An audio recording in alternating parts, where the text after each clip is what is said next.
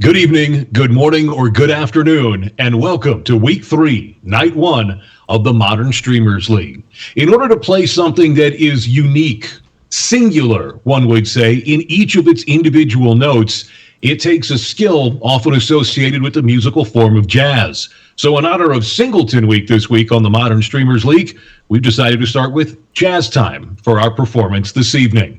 I'm Sean Sacrace, along with League founder, the Saint Doom, Mike Goldenberg. Mike, when you were thinking about ways to spice up 10 weeks of the Modern Streamers League, why was Singleton one of the popular ideas with our streamers on both Team Fire and Team Ice?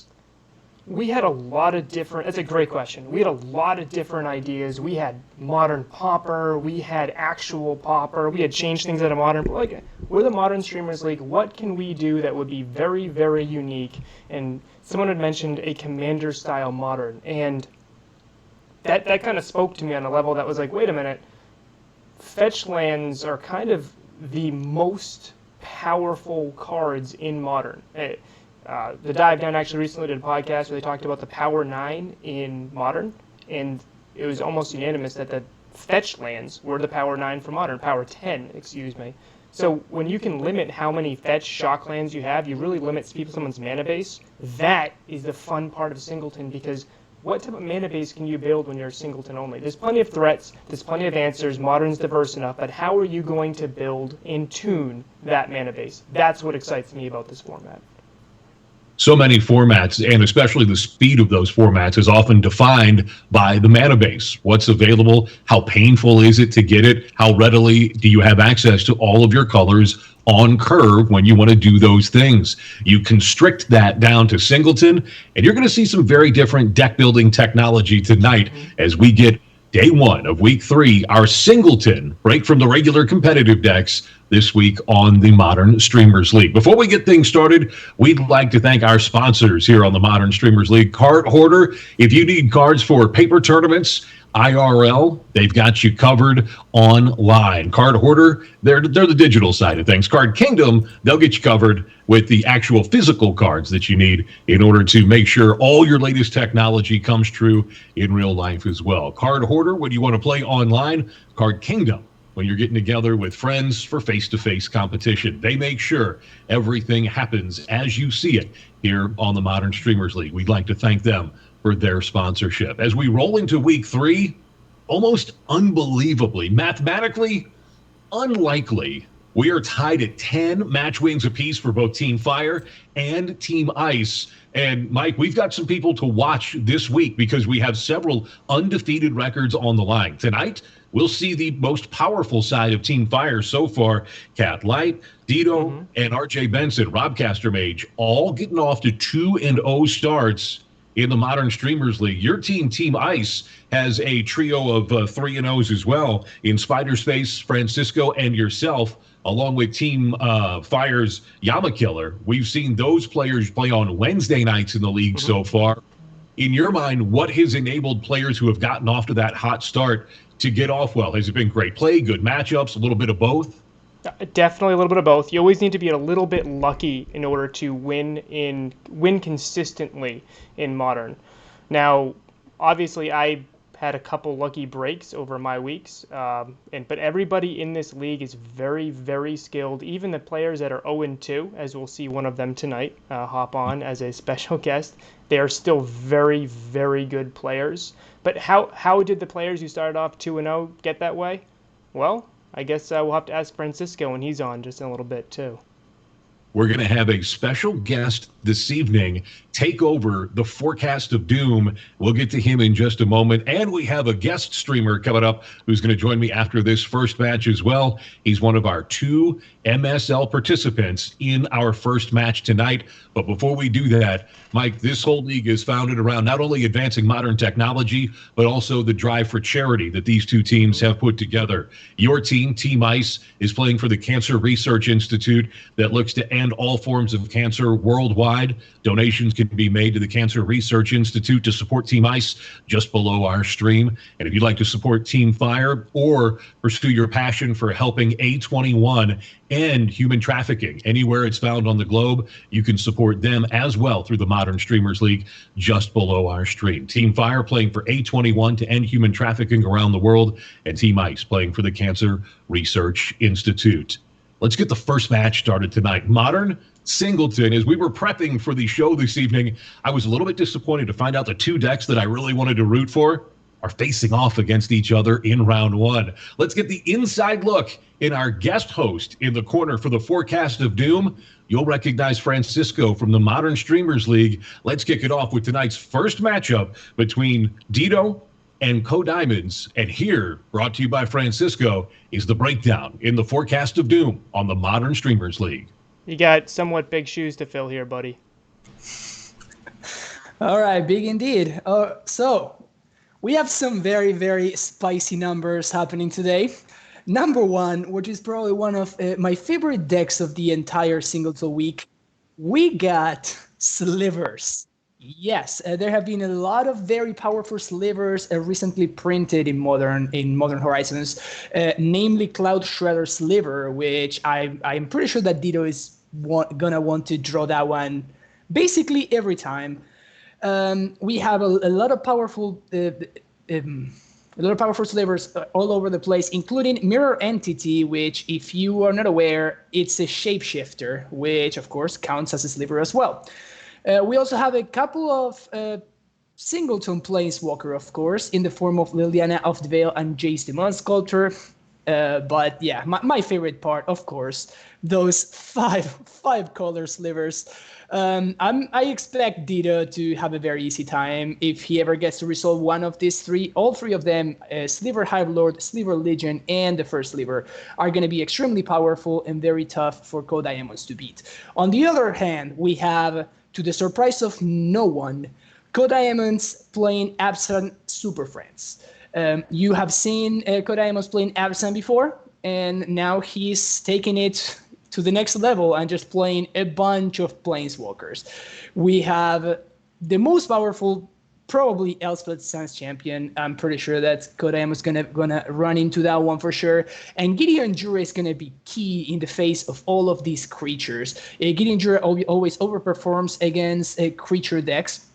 So he's going to expect he's going to want to draw that one for sure. Settle the Wreckage is also gonna be a very, very big deal, being basically the only sweeper that we're gonna have in game one. Now, post sideboard, of course, we have a lot of one-offs for both players. What KoDiamonds is gonna be looking for is gonna be the Wrath of God. Okay, sweepers are gonna be excellent against the creature strategy, and Genuine Explosives also being a key addition. Dito, on the other hand, is going to want to be using cards like Postmortem Lunge, Relic of Regenerators in order to help him buy time, as well as Pithing Needle in order to stop the powerful Planeswalkers. But yeah, that's it for the forecast of doom. Francisco, excellent start to the forecast of doom tonight here on the Modern Streamers League. Let's get things started. It's Dito and KoDiamonds as we kick off night one of week 3 on the Modern Streamers League.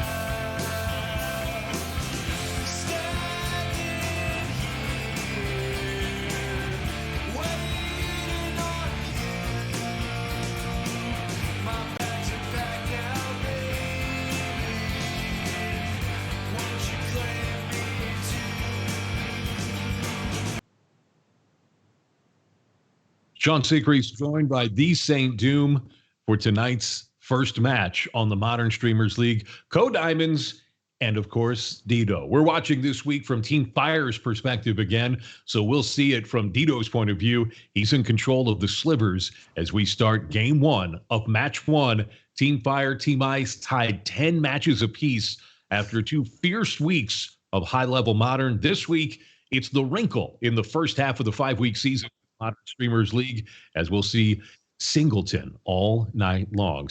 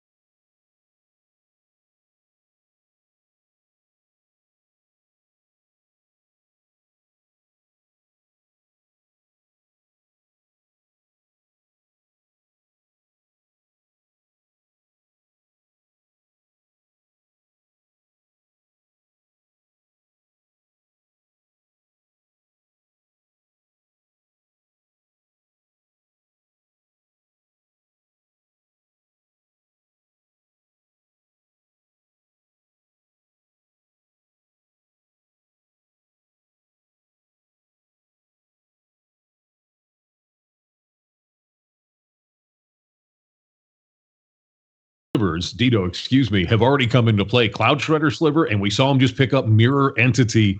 Mirror Entity, of course, the ability to take on any creature type in Magic and make the rest of your team that same, so the Slivers can pick up an extra sliver, as it were, and pump up the Mirror Entity. Yeah, definitely looking good here for Dido. He has the Cloud Shredder Sliver. He has the Unsettled Mariner in order to make KoDiamond even harder for him to answer the Cloud Shredder Sliver. And he even has the Mirror Entity, which is going to end this game in a hurry if it ever gets to survive and tap with it.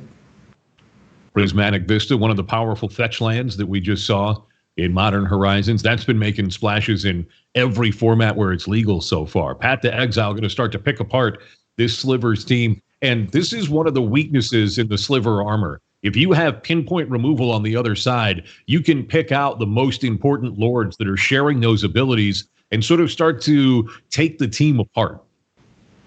Yeah, exactly. So right now we're looking at, wow, that's an interesting one. Having answered the Cloud Shredder Sliver was basically KoDiamond's #1 priority. Now he's going to try to make sure that he gets something going. And look at this. He's turn 4 first Sliver. This is going to snowball out of control very, very quickly. So what are the important abilities on the first Sliver that we're looking at? Is this is another new card from Modern Horizons? Yeah, so what the first Sliver does is it basically turns every single Sliver in Dido's deck into a 2-for-1. Of course, the true drops are not going to be very important because there's not that many 1-drops that Dido can cascade into. Yeah, now every single Sliver is gonna be cascading into more Slivers. As you look up and down the Singleton list for Dido this evening, you see that every Sliver is going to bring a friend with it when it comes, because you have the ability with Slivers to play some very important sort of 2-drops along the way. And then once you get into the 3s and 4s, they just become fantastically powerful. For sure, for sure. So Dido is definitely looking very, very good right here. KoDiamonds is against the wall. I would expect him to, if he wants to survive, he's going to need that one sweeper that we talked about in the forecast of Doom. That's what he's looking for here, 4 mana. All right, what does he have? Able to deploy something, and Gideon is going to bring some friends with him, I would think. Yeah, Gideon is not gonna cut it here. He definitely needs a little bit more help. Well, even off the Oath of Nissa that we saw KoDiamonds roll out early, he hasn't been able to pick up the kind of action that he wanted. Importantly, Oath of Nissa not going to help him search for that sweeper. It's only going to help him search for permanent types, and that's not what he's looking for right now against a Sliver deck that is rolling. No, for sure. The Sliver deck is doing what it wants to do. I mean, look at this. It's going to cascade into hopefully a 2. There we go. Now the 2 is going to cascade into hopefully a 1. And you can see how quickly this is snowballing out of control. This is soon going to be lethal. Very much so. Yeah, KoDiamonds is going to have a really, really tough time surviving this right here. Now they all fly. That's a very, very, a very good one for Dito right here. He's going to get to answer the Gideon very cleanly and probably even just go face, actually. Does he have enough for lethal? Actually, yes. Yep, that's it. It's in the Sliver. I think that is going to give him enough for lethal. And boy, he hit the 2 things he was looking for. The Lord, as it were, to pump up the team and then to give them all flying as well by picking up that key 1-drop blue Sliver there at the end. And Dito, just too quick and too powerful for KoDiamonds to really tackle in game 1. But Francisco, the way these two built their main decks, it was heavily, I think, tilted in Sliver's favor game 1. Now KoDiamonds gets to sort of level the playing field. He gets more sweepers, and you talked about it, engineered explosives and Wrath of God. Engineer is that scalpel to take out the most important pieces, and Wrath will just sweep everything up. For sure, and Dito is going to be a little bit on the back foot here. All of his good cards that he might be bringing in from the sideboard are actually not creatures, but they are spells instead. And you can see Dito right here trying to figure out, okay, what is the correct amount of creatures that I want to take out? Because each creature that he takes out from his deck is making his collected companies worse, as well as, well, all of his entire plan is based on synergy between all these creatures. So each creature that he takes out is going to make his deck a little bit worse.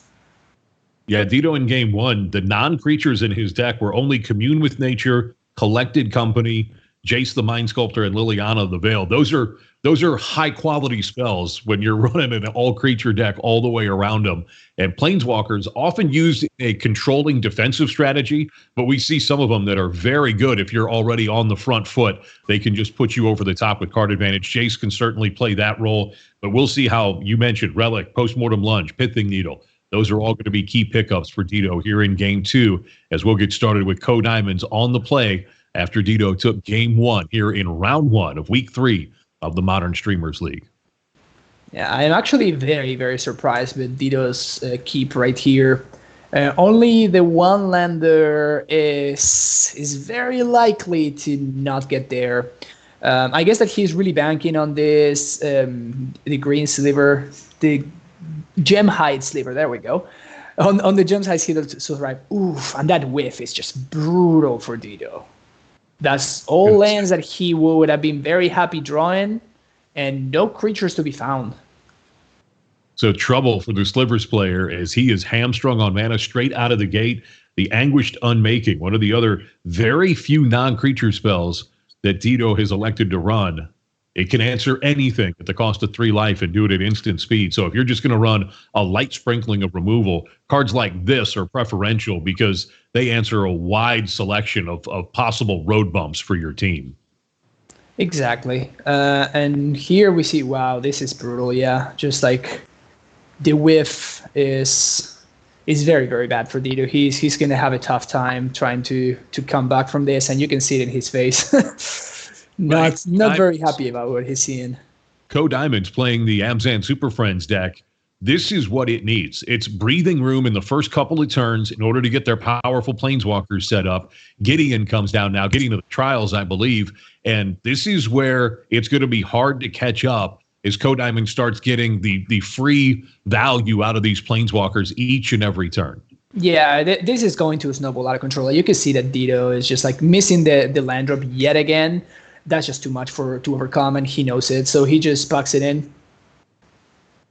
Land problems. Game 2 for Dito. So we're tied up at 1 game apiece. That was really a non-game in game 2, but now Dito goes back on the play, Francisco. Do you expect him to sideboard out some of the answers he looked for to get back to his most aggressive posture, or do you think he's going to stay with his sideboard plan we saw in game 2? I would expect him to do the same thing. I don't think that things are going to be very different from him, depending on play or draw situation. However, I think that he's going to probably be a little bit more careful with his mulligan decisions.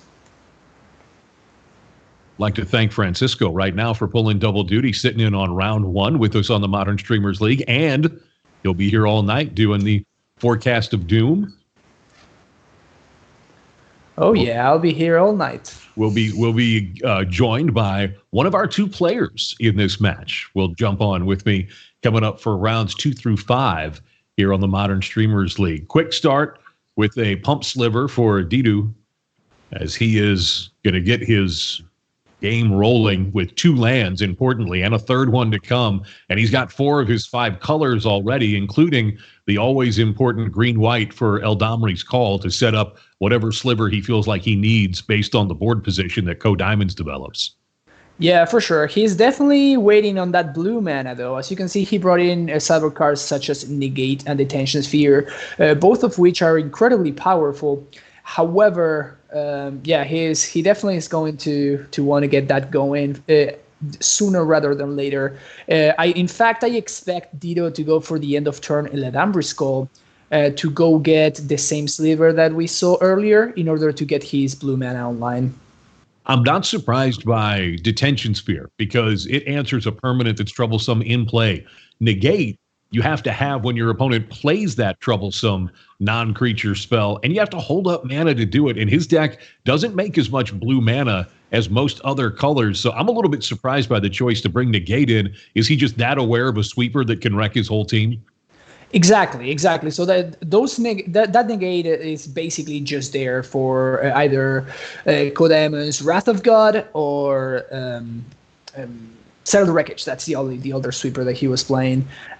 These exchanges, though, are terrible for Dido. He is playing out stuff, and then KoDiamonds is just basically turning it around on him, and while still having a Planeswalker left behind. Now, we saw Dido with the first sliver in game 1 get multiple threats off of a single casting of each sliver. Now we're seeing how KoDiamonds' deck produces its value. He's getting multiple uses out of a Planeswalker while shredding the threats on the board for Dido. Liliana the Veiled, long been known as one of the most powerful Planeswalkers ever printed. She goes down, takes away the creature, stays on the board, and she's going to give KoDiamonds a chance to start taking away options in the hand of Dido. For sure, yeah. Liliana is going to definitely put a lot of pressure on Dido. And Liliana came down at the perfect spot, which is when you are only, slightly behind or at parity. And now we see actually KoDiamonds starting to get ahead. He's casting this Lingering Souls, which is going to represent multiple blockers in order to protect this Liliana. Lingering Souls, always powerful. 2 cards in 1, lets you make 2 payments to get 4 1/1 flying spirit tokens. The modern metagame, though, Francisco, shifted quite some time ago, and this card went from sort of modern fringe staple to really falling out of favor. Is there a strategy or 2 that you think has been popularized in modern that has pushed Lingering Souls to the side? Well, when your opponent is playing 8/8 Tramplers, maybe 1/1 flying blockers are not going to cut it. And this is very likely what happened to Lingering Souls, Evolution left some other card behind in Magic. It's going to happen. One day Primeval Titan is going to seem tame by comparison. That day may come. Oh, that's not going to happen ever. It'll make Francisco sad if that day ever comes. Dido trying to just work his way back into this game, which KoDiamonds has had really turn in his favor because Dido hasn't been able to, 1, put together his mana base early enough, and 2, KoDiamonds, he just had the right sequence of answers to sort of not let Dido put together an overwhelming board at any one point in this game. Exactly. This is brutal. Yeah, this is going to definitely force the negate from Dido's hand. But this is kind of what Dido was expecting to see. He was expecting to get ahead on board and then hold up his counter magic in order to make sure that KoDiamonds is not able to catch up. However, his start was not very aggressive. No. And now he he's behind on board and, using negates only to catch up. This Liliana is probably going to plus again, get rid of the last card in his hand. And Dito is going to find himself very, very far behind. And that's the downside to bringing in a card like Negate when you're an aggressive attacking deck. If you have to use it to win the game, that's its best case scenario. When you're using it to not lose the game, that means you don't have your aggressive elements rolling in your favor. And a Sliver deck does a lot of good things, but it's not a very good control deck. I agree with that 100%. And yeah, I think that Dito really needed to see one of his like 5 mana Slivers here, which by the way he's very able to cast right now. But yeah, unclaimed territory is just not going to cut it. Not going to be what he's looking for. We haven't even seen the big two that you talked about for KoDiamonds, the 2 white planeswalkers that dominated in their day in Standard, and that's Elspeth's Sons Champion and Original Gideon Jura. Those were just titans of the format at that time at 6 and 5 casting costs respectively apiece. They don't pop up in Modern as often, but if the format's a little bit slower, like we're expecting with Singleton this week, those 2 powerhouses are going to have a chance to really make their impact felt. Yeah, and here we see something very interesting for Dito. He made a very, very good play last turn, which I didn't talk about, which is he held the land that he drew in his hand. What that does is, well, if KoDiamonds goes ahead and pluses Liliana, that's of course, not great for him. But if, that's brutal. Yeah, so he was giving himself the best chance at being able to cycle for the first sliver or another one of his card advantage slivers. But now this blackmail over here is going to be pretty much game over. And we see Dito, conceding very quickly after it. Blackmail, not a card you see every day nowadays, The first match this evening on week 3 of Singleton. It's the Modern Streamers League goes to Team Ice, and Team Ice knows who's back in front, 11-10 overall in league matchups. Congratulations, KoDiamonds. Dito and Slivers did their thing in Game 1, but KoDiamonds able to pick up a non-game win in Game 2 as Dito just could not put together any mana sources, and then KoDiamonds off of a not very aggressive draw by Dito in Game 3, able to take control and win it for Team Ice. We're rejoined by St. Doom. Doom, that was a great win for Team Ice. You guys are on a roll again to start week 3. Absolutely. Starting off with a victory is the best way to start off any week. I know last week I got a little cocky when I wore a sweatshirt and said it was really cold after Team Ice won just a few in a row, but we didn't end that week so hot, so no sweatshirt from me this week to celebrate Kevin's victory. I'm sorry, everybody. We'll see St. Doom play coming up on Wednesday this week. Part 2 of our Singleton week here on the Modern Streamers League. The Modern Streamers League brought to you by Card Kingdom and by Card Hoarder. You need cards to play digitally or IRL. They can take care of you, and they also make sure that the Modern Streamers League happens each week. Card Kingdom and Card Hoarder are 2 proud sponsors here on the Modern Streamers League. Team Ice gets Game 1. Can Team Fire level it up and make it even up in Game 2? We'll bring on one of our guests for this evening coming up next. We'll talk to him about his win, and we'll see if Team Fire can even things up. All as we continue on the Modern Streamers League.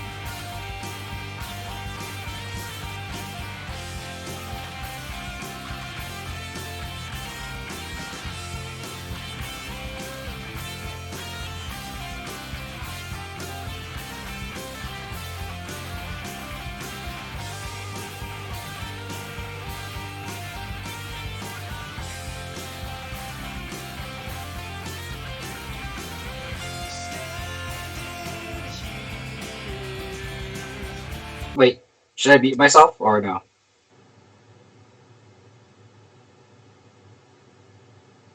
It's the Modern Streamers League as we continue looking forward to round 2. But before we get that on Singleton Week, we get a chance to talk it over with our guest analyst for the rest of the evening. And round 1 victor, KoDiamonds. Ko, you just knocked your opponent Dito from the ranks of the undefeated for Team Fire. It didn't look very good after Slivers did its thing in game 1, but you found a way to pick up the match. What worked for you as you were playing that match? Yeah, I think it's one of those matchups where it seems really difficult. I was expecting more of a grindy format, and of course I get paired against an aggro deck. I think the only chances of me winning that match is either A, the Slivers deck his mana just completely messes him up because the mana base is super greedy, which happened. I guess it didn't exactly happen in game 2, but he was stuck on one land, but it's kind of the same end result. And I also need to either A, get a Wrath, or just some sort of way to wipe the board and slow them down. There's a bunch of key Slivers that I need to target and make sure to get off the battlefield. And one of them is the Haste Sliver, because I can plant a Planeswalker and they can just top deck another one and take the Planeswalker down. That was the Sliver that I took down game 1, but he top decked the Cascade Sliver, which just completely rolled me, and he played 7 Slivers off one, which was insane. But yeah, I was hoping I could settle the wreckage or somehow wipe the board, but the games 2 and 3, my opponent just stumbled completely, and I just happened to get there. So Kevin Wang joining us this evening here on the Modern Streamers League. You know him as KoDiamonds on the Modern Streamers League, and when he streams, which was just yesterday, how'd the stream go, and what have you been playing in Modern? Just Abzan and John. I don't really change things up. Just BGX as the usual. So you're just looking to be 48% against any deck you play? Pretty much. I mean, with Abzan, it's kind of teetering down to 40 to 35. It's definitely not the most optimal version of BGX right now, but it's definitely the version I enjoy the most playing. But thanks for hanging out with us tonight on the Modern Streamers League. One more question before we get on to round 2. How much time did Team Ice spend together going over tech for Singleton this week?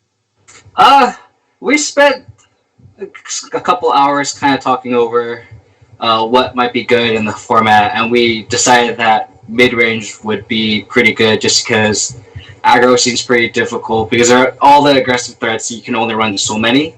So which is why I kind of pretty much got an EDH. What I did to prepare for this, with this format is I literally just looked up an EDH Abzan Superfriends list, cut all the non-modern legal cards, and added some discards to them. I was like, all right, here's my Singleton deck.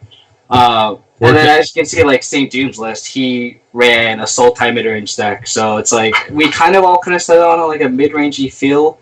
The next list that's coming up, PuntThenWhine, he has a prison list. So, I mean, he's expecting it to be slowing it down to the T. So that's what we were kind of expecting. And, of course, the other side, they went more aggro than we expected. Dito was on Slivers, and now in the next matchup, Caleb is on Merfolk. So kind of different viewpoints on the format for sure. Well, we'll see if Team Fire can even it up at 11 apiece, or if Team Ice is going to take a 12-10 lead. I've got an interesting non-story to share about one of the participants in round 2 that happened over this weekend. Why would a non-story be interesting? I'll roll it out for you coming up in just a few minutes. Let's get the breakdown. It's going to be Caleb Shearer for Team Fire. We'll watch from his perspective. He is going to be on Singleton Merfolk, and he is going to take on PuntThenWhine on Whir Prison, as Kevin just mentioned. For the breakdown, we return to the guest in the Forecast of Doom this week on the Modern Streamers League.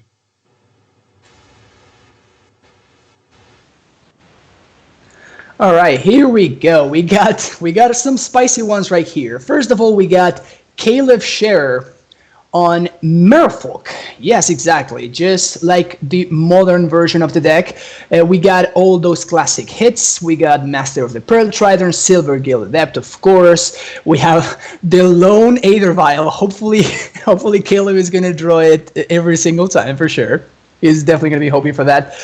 And we have a bunch of, tempo plays that Caleb has available to him. That would be Vapor Snag. Now, all of those are not going to be particularly effective against what Punt brought to the table, which is a version of actually another Modern Streamer League participant, which is CyrusCG.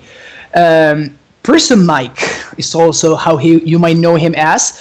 And he was the creator of the Modern Prison deck, the Whir Prison deck. And what we have today is a Singleton version of Susurrus decks, basically. The key card is going to be Ensnaring Bridge. Caleb will really want to find a way to get rid of Ensnaring Bridge. That can be either Force of Negation, maybe Deprive. Probably counter magics are going to be the only out that he's going to have. But basically, if PuntThenWhine is able to resolve an Ensnaring Bridge, Caleb is going to have a very tough time winning that game, since his strategy is basically all about attacking, which can be pretty tough under the bridge.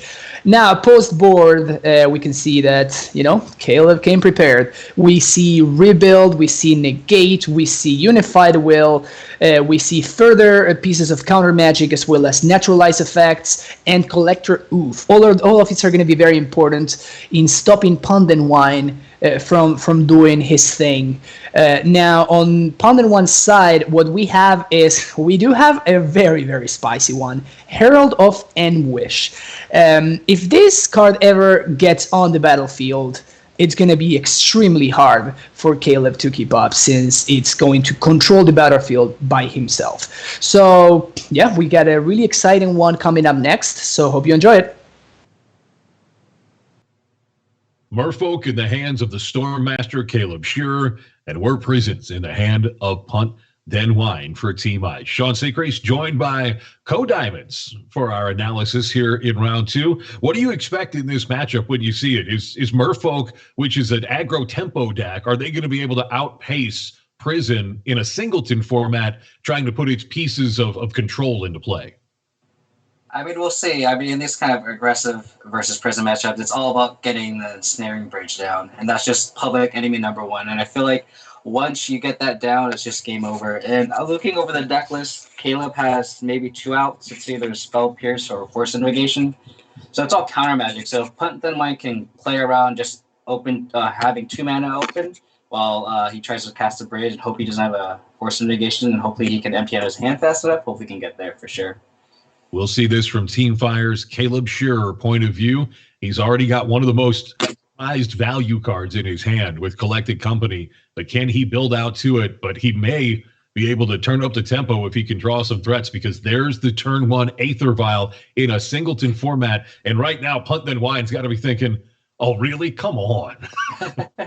Well, the good news on PuntThenWhine's point of view that he doesn't know yet right now is Caleb doesn't have any Lords right now, so if his clocks are just puny 1/1s, he can find enough time to hopefully draw in an Ensnaring Bridge and plant one. But right now, Caleb's clock is pretty slow, just based on the context of his hand, because he can't even cast Collected Company right now. Yeah, and he's going to be careful with the Jade Merfolk there, because it's going to put a counter on another Merfolk when it comes into play. So not the one that you want to lead with usually on Merfolk. We'll yeah, see. but that leads to the point of view of being able to cast the Aether Vial right away, so you can kind of get all his marbles for sure on turn 2. I mentioned the non-story from over the weekend. Caleb Shearer's a St. Louis boy, as I am, and I was in St. Louis this weekend for a bit of a guys' weekend. Played at a tournament there. Caleb, I don't believe, was playing in the tournament, but ended up on site.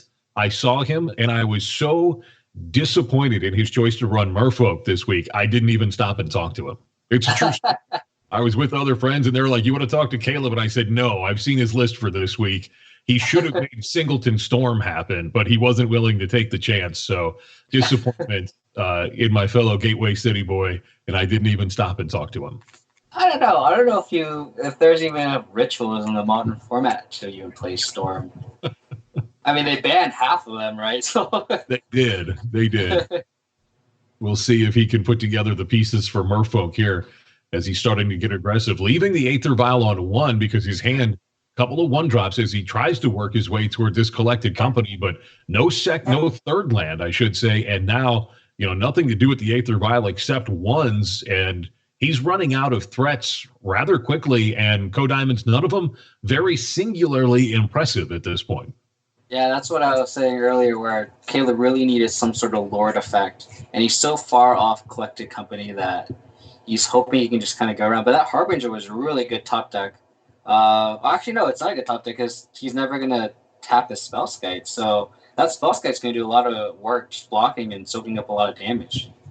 Yeah, for PuntThenWhine, this is really a great scenario because you're looking at taking a lot of the steam away from Caleb and Merfolk while you set up your pieces without being too punished for it. The Aether Vial activation to get the Jade Bearer onto the field. Will that be enough to kill it? Yeah, because Jade Bearer brings the 1/1 counter with her. The Aether Vial is just collects, like you mentioned, on turn 1. So now Shearer's clock is going to get a little bit bigger without the Spellskite on the battlefield to soak up that damage. Harbinger is just no value, but it's one of those cards I think he would cut post board since it's just a 2-mana bear. But, I mean, it's another threat that increases his clock, so... And also pumps up the other Merfolk, so... It's not like he's doing nothing, for sure.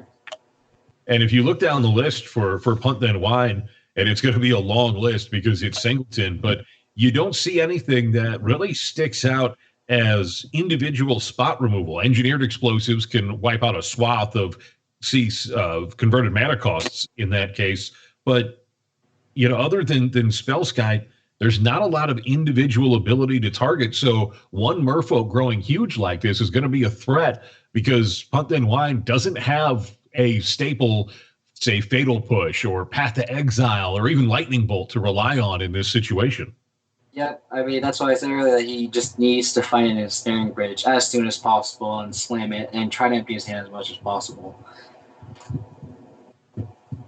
Merfolk running away with game 1 after the key first turn Aether Vial set up the ability to remove the Spellskite after blocks were declared.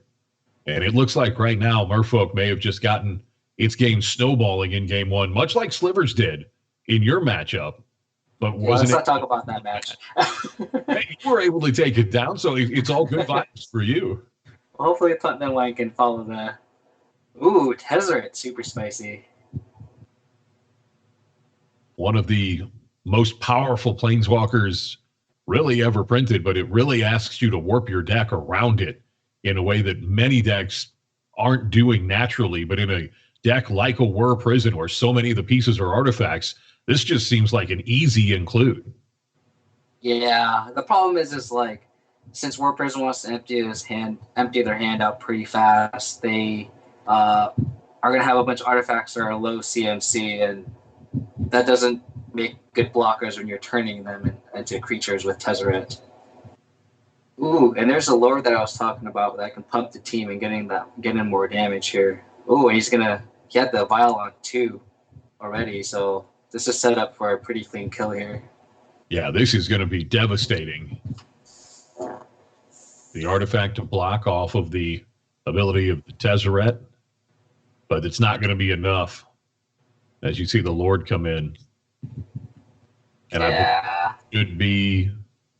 should that be exact?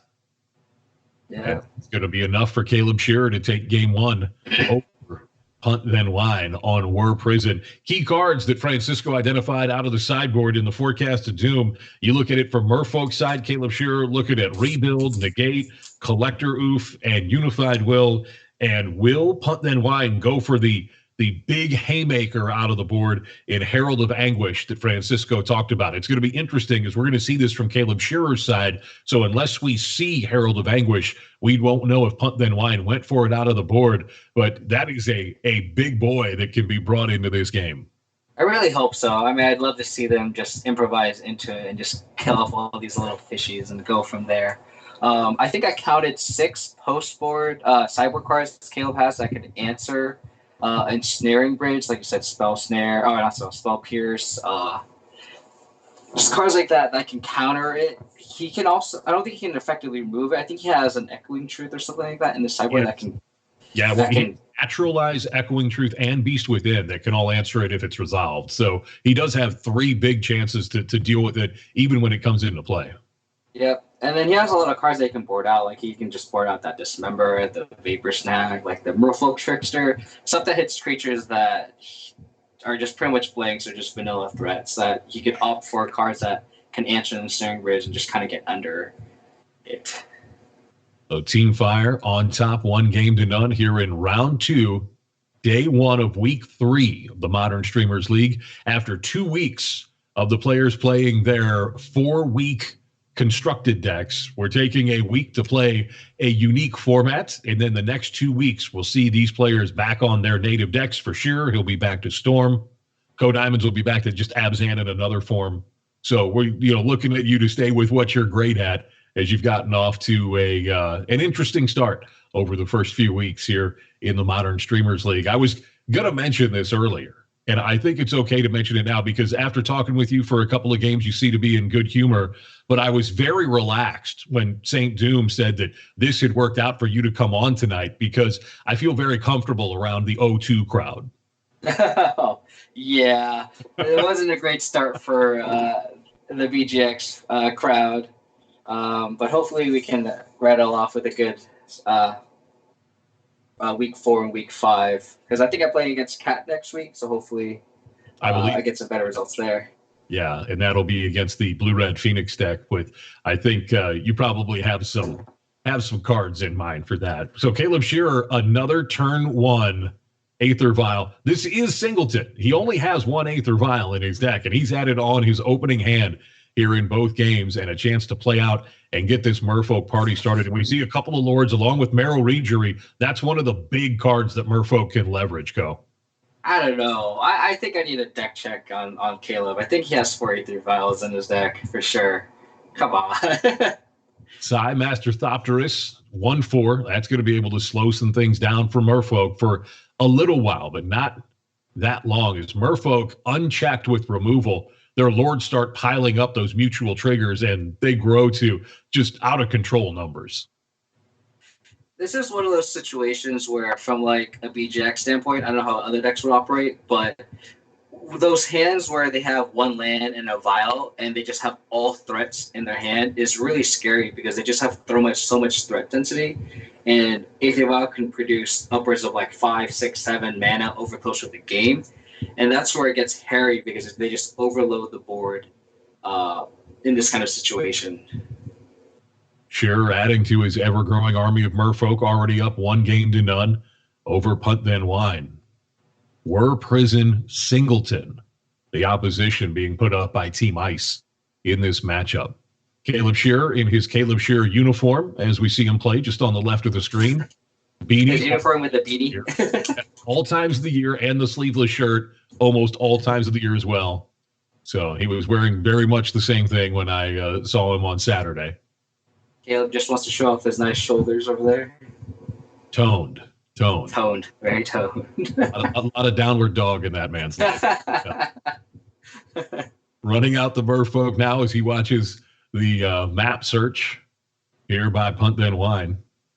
And Punt seems like he's got a game plan that is going to come together more quickly here in game 2, Ko, but it's a slow process of extracting value out of Master Thopterus when you're being beat down by a legion of Merfolk.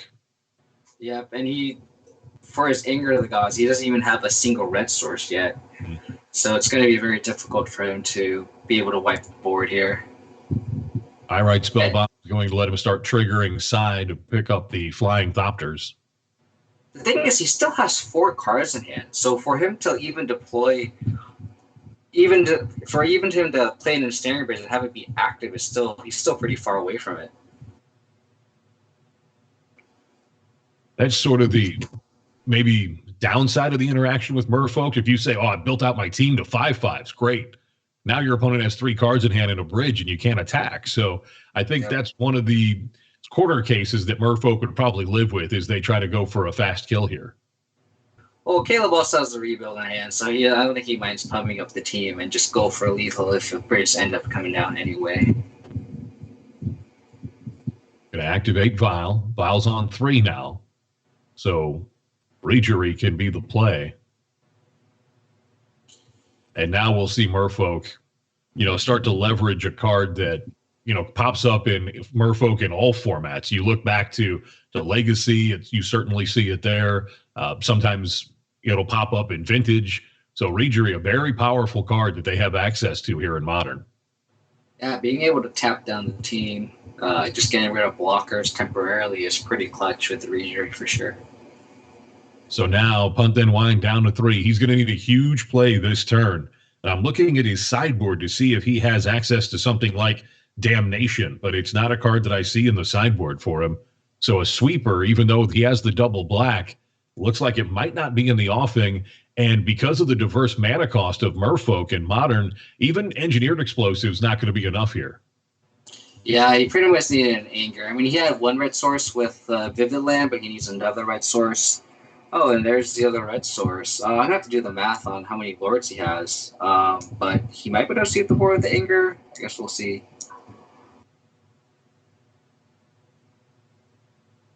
We'll see if it's going to be the Anger here.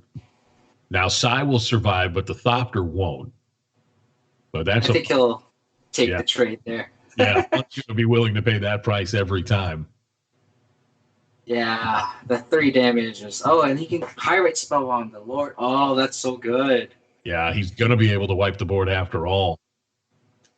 The Pyrite Spellbomb trigger. Oh my god. And Caleb Shearer now left with nothing. And from 2 life and a key pickup on that second red source, we see PuntThenWhine able to come back, level this at 1 game apiece. That was a fantastic draw for PuntThenWhine as it got him where he needed to be, which was on a clear board. Shearer with no more threats in hand, just that rebuild you talked about. So he had no way to leverage that early aggressive start. I just like how he went from 1 red source to 3 in 1 turn and just had just enough mana to wipe the board and just dealt enough damage to just clean the whole board. It's just insane. That was awesome. Well, it was the combination of the second red and having the Pyrite Spellbomb, because it doesn't go down without having both of those able to be leveraged at that point. That was awesome. That was a great line. Can Shearer keep this 1-lander with Merfolk? No, he goes for the mulligan right away. He'll be on the play. We're tied at 1 game apiece. This is round 2, day 1 of week 3 here in the Modern Streamers League. Singleton this week. Caleb Shearer for Team Fire, looking for a win to draw it even at 11 apiece in match wins over our first 2.5 weeks between Team Fire and Team Ice. Team Fire playing for A21, the charity that works worldwide to end human trafficking, and Team Ice playing for the Cancer Research Institute as they look to research and end all forms of cancer around the globe. You can donate to your favorite team and help support their favorite charity. Just click the links below here as we play in the Modern Streamers League. So Shearer's going to have to live life without the Aether Vial for 1 game in this match, and we'll see if he can find his way to a win without it. Well, what's funny is the Collector Oof and the Aether Vial is kind of a nombo. Mm-hmm. So, of course, the one time he has a Collector Oof, he doesn't have the Aether Vial. That's just great play by Caleb. Good drawn opening hand there. Even with the mulligan, he got that to work out. So the Sovereign sitting in hand, ready to come down on turn 3 for Shearer. But the first time we've seen a quick mana start on the other side from PuntThenWhine as he gets his mana ramp and is going to be able to leverage it right away with the Serum Visions and start looking for answers, as Caleb didn't have the most aggressive start that Merfolk can have here on the play in game 3. Yeah, but luckily the Collector can stump the mana here. I mean, he can just shut off that artifact mana producer here, so... We'll see if PuntThenWhine can leverage other sources other than artifacts that have active abilities. Shearer looking to put together some more power on the battlefield and take PuntThenWhine to task. So the UFO, the Branch Bender here, I guess, is the question. Yeah, I think I would play the Oof just because you want to slow them down. And Oof is still a clock, but we'll see what Caleb does. Oh, he just wants to be more mana efficient here, maybe? Yeah, I guess being the most mana efficient, and this also deals the most damage right now, too. Okay, that makes sense. And he knows he has the 4th land in hand, so he can curve out with 2 2s next turn. Yep. It's interesting why Caleb opted for the green splash here, and it's kind of paying off for him if this Collector Oof shuts off most of PuntThenWhine's deck. I know there's a lot of green Merfolks that splash, but getting that Collector from Modern Horizons really helps this matchup for sure. Lindness Crane, seen most recently in a standard season just past terrorizing people with Reservoir combo appearances. Making an appearance here in Modern now on Singleton week for PuntThenWhine in his Singleton Whir Prison deck. Mm-hmm. Well, what helps Singleton farm is getting tutors, and Goblin Engineer is a pretty potent tutor that doesn't get shut off by Collector Oof. So we'll see if PuntThenWhine can put together some pieces and allow him to turn the corner against Merfolk here in Game 3. We're watching this from Team Fire's point of view. You see the Team Fire logo inside Caleb Shearer's name on our match this evening. Well, there's the card we're all talking about in Steering Bridge, and Caleb currently has no answers, and Collector Oof isn't technically an answer here. So now Shearer thinking, okay, I can continue to be mana efficient, but he knows about the bridge and how much of that gets shut down. Attacks first. This is a clean block for Clint Nest on 1. Mm-hmm. PuntThenWhine still has 4 cards in hand, so hopefully he can start playing out most of his cards and try to get under 3, I think, is the magic number here.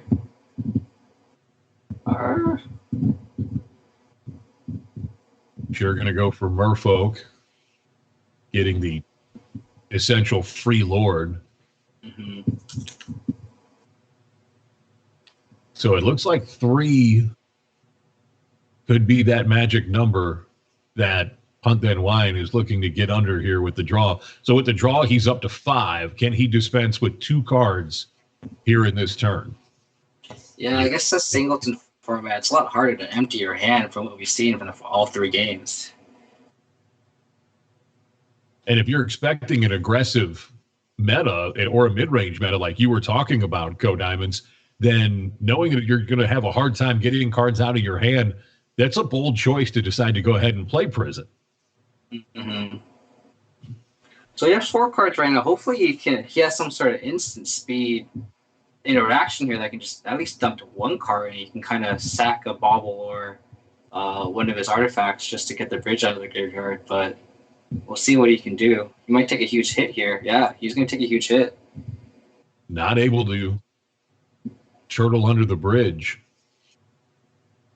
And now Shearer swinging in and putting PuntThenWhine to the test. So it looks like he's going to be taking, 7 here? Yeah. 7's not 0, though, and hopefully, I mean, I don't know what else he can have in hand. He has a lot of... Could he just have all lands in hand? That would be awful. I don't know why else he wouldn't be deploying just a bunch of cards, because this is still 2 mana that he could utilize. That would be a feel-bad way to go. Yeah, he definitely needs to empty his hand out, because the Collector Oof is a 2/2, and I think the Puppet is a Metallic Maker right now. That's because he has to definitely go under 2 cards for sure to get no damage. Ooh, the Automaton. For 9 with all the boards on the board, not 7. So now, Shearer, each individual creature threatening lethal, I believe. But with the Ensnaring Bridge out, is he going to be able to turn anything sideways? This is a scenario we're all hoping for PuntThenWhine, where he gets a bridge in play. The Singleton Bridge, right? Okay. That's what he's looking for. On a Cloister. Wow, that's clutch. That's clutch. Because now he can just have no cards in hand. So Shearer now is going to be the one having to dig, and we have to believe that he's got all of his possible answers to a bridge out of his sideboard. If it's resolved, we talked about it. Beast Within, looking at something to go along with that, like Naturalize or Echoing Truth. Echoing Truth just gets rid of it for the 1 turn, but usually that's all Merfolk needs at that juncture in the game. Mm-hmm. I mean, Caleb definitely has outs. And Collector turning off the Welding Jar definitely means he has access to Beast Within, like you said. That could be an answer to it. And PuntThenWhine being at 3 life, he just needs one answer, and he definitely has enough power to kill PuntThenWhine. Oh, and the Aether Grid. Wow. So the grid going to allow PuntThenWhine to start going to work and playing a control role on the board. This is one of the key cards I think PuntThenWhine had access to, where it's a win con, it's a removal spell, it's a way to. Oh no, the Echoing Truth. And no this way. Because PuntThenWhine has no cards in hand because of the Bottled Cloister, so no chance to answer. And Team Fire is going to draw even at 11 apiece as Caleb Shearer raw dogs it off the top with the absolute trump to the ensnaring bridge, and he'll get to turn them all sideways as an end PuntThenWhine here in game 3. Look at Caleb's face. He's just like, whatever. Just, I just knew it was on top. It's whatever. Just another win for the master that is Caleb Shearer here in round 2, night 1 of week 3 of the Modern Streamers League. Sean Seacrease along with KoDiamonds, Kevin Wang joining us this evening. He was streaming yesterday, and the best way to find out when he's going to stream, I found, is to just follow him on Twitter. An unusual schedule, Kevin, but do you have plans for the next time you're going to stream again? Hopefully it's this week, maybe Thursday or Friday, maybe this weekend. It's all fluctuating. We gotta just follow me on Twitter if you guys want an up-to-date stream update for sure. End of the week treat. KoDiamonds jumping on, it looks like. We can all look forward to that after we wrap up night 2 of the Modern Streamers League. Coming up on Wednesday, it'll be even more Singleton madness. Now we get set for round 3 we're all tied at 11-11, and this is going to be a good one. It's going to be Cat Light coming off of her Pro Tour weekend against DaviusMinimus. We'll talk about the matchup in just a moment, but first, how do we make the Modern Streamers League happen? It is our sponsors, Card Hoarder and Card Kingdom. Card Hoarder makes sure you have everything you need when you need to put new tech together. If you want to take up the challenge of playing Singleton in Modern, it's going to take quite a few cards that you may not have in your collection. Card Hoarder has you taken care of on Magic Online. And Card Kingdom, they'll make sure you have all of the out-of-print cardboard you need to put together your favorite strategy in Modern. Whether it's Merfolk, whether it's Storm, whether it's something that Caleb Shearer wouldn't play, you can find it all there at Card Kingdom the next time you need to put together the latest in Modern tech. Sean Seacrease along with Kevin Wang, you know him as KoDiamonds. As we look forward to round 3, Cat Light, she's going to be on a tear. She's another one of the 2-0 starts for Team Fire. She's playing essentially the best Jeskai cards you can in Modern this week for Singleton. And DaviusMinimus, he's putting together a Singleton version of Death's Shadow. This should be a great one. Let's check in with the Forecast of Doom, guest hosted by Francisco this week here on the Modern Streamers League.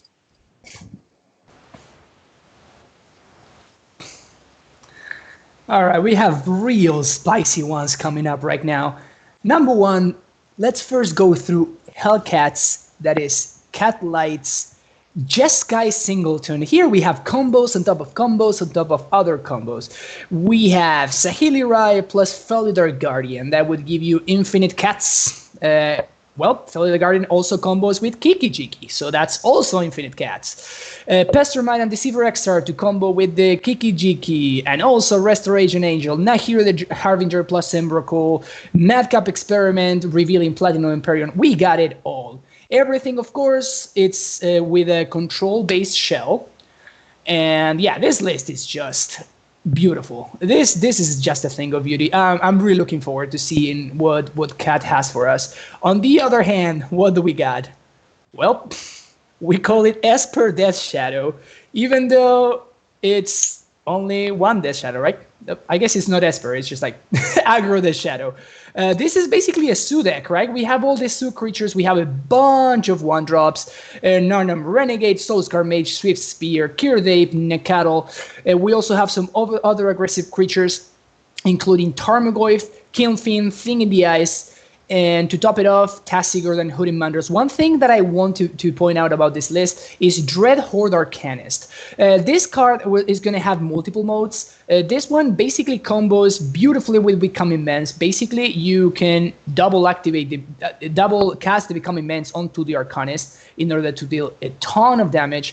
And it combos very well, not only with all of the 1-drops that this deck is playing, but also with all the pump spells as well. So we're going to have a very, very interesting match. I expect Cat to be slightly ahead due to, well, the aggressive deck's nature. It's, of course, going to be very susceptible to all the burn from Cat's side, as well as all the removal. However, if Cat ends up with a little bit of a, combo heavy or light in interaction kind of hand, things are going to get much harder for her. And from the sideboard, we're going to have a bunch of different cards coming in for Cat. I'm pretty sure that she's going to try to maximize her removal. Cards like Wrath of God and Timely Reinforcements are going to be excellent, as well as maybe Rest in Peace in order to stop Arcanist and Tarmogoyf. From Davius' side, he's going to be in trouble. I don't think that he has a lot of very good options. He will probably bring stuff like Fatal Push and Fate Shield. Push in order to stop Cat's combos, as well as Fate Shield in order to protect his own combos. And maybe discard in the form of Duress and Brutality. We're going to see how it plays out, but it should be an exciting one. Let's get right into the match as forecasted by Francisco, sitting it for St. Doom tonight in the Forecast of Doom. Sean Secrets along with KevinThenWhine, KoDiamonds, and this is round 3, night 1 of week 3 of the Modern Streamers League. After 2 weeks of intense top-level constructed play, the challenge this week is to take your Singleton deck and somehow find a way to win. So far, we've seen the two teams, Team Fire and Team Ice, split the first 2 rounds, so this is going to give one of these two teams a leg up, Ko. It's going to be Cat Light coming off her appearance at the Pro Tour over the weekend. Okay, we know it now as the Mythic Championship, but I'm old, and sometimes I don't always remember those things in time. Taking on DaviusMinimus, Cat Light, Jeskai. We heard Francisco pick it in the opener. This is a deck that has lots of removal, lots of interaction, and lots of raw power combos as we watch from Cat's side here on Team Fire's View. Yeah, I was talking to Davius about why he chose the deck that he's registered for the Singleton, and he said that he actually was brewing up Death Shadow Zoo before it got really popular, and he said that when he was kind of constructing the deck, that there are a lot of Singletons, like Singleton threats that can be interchangeable, Singleton pump spells, and he just mashed them all together, and here you are. So like Soul Scar Mage is just a powerful one-drop that you can kind of change spells together and be able to hopefully alpha Cat in a aggro fashion before Cat can assemble any of the combos she has. Interesting with the Singleton format as well. We're seeing cards that were absolute powerhouses in their day in a variety of formats that just maybe aren't 1/100th as powerful as another option in a card pool as deep and wide as Modern. And so you're going to see Wall of Omens from Cat. You see Nahiri the Harbinger. These were all cards that were at one point staples in different strategies, even porting over into Modern, that just have been squeezed out by the way the metagame has kind of twisted lately. And as the ever-growing card pool gets deeper and deeper, it might not be, Ko, that upper 0.1% echelon of power that's available. Yeah, I mean, Jeskai here is really popular with the combination of Emrakul, and I kind of like how Cat constructed her deck, where she just jammed a bunch of 2-card combos like Nahiri into Emrakul, Felra Guardian, Saheeli Rai, Kiki Pesserai. She just jammed all these 2-card combos, which is pretty cool.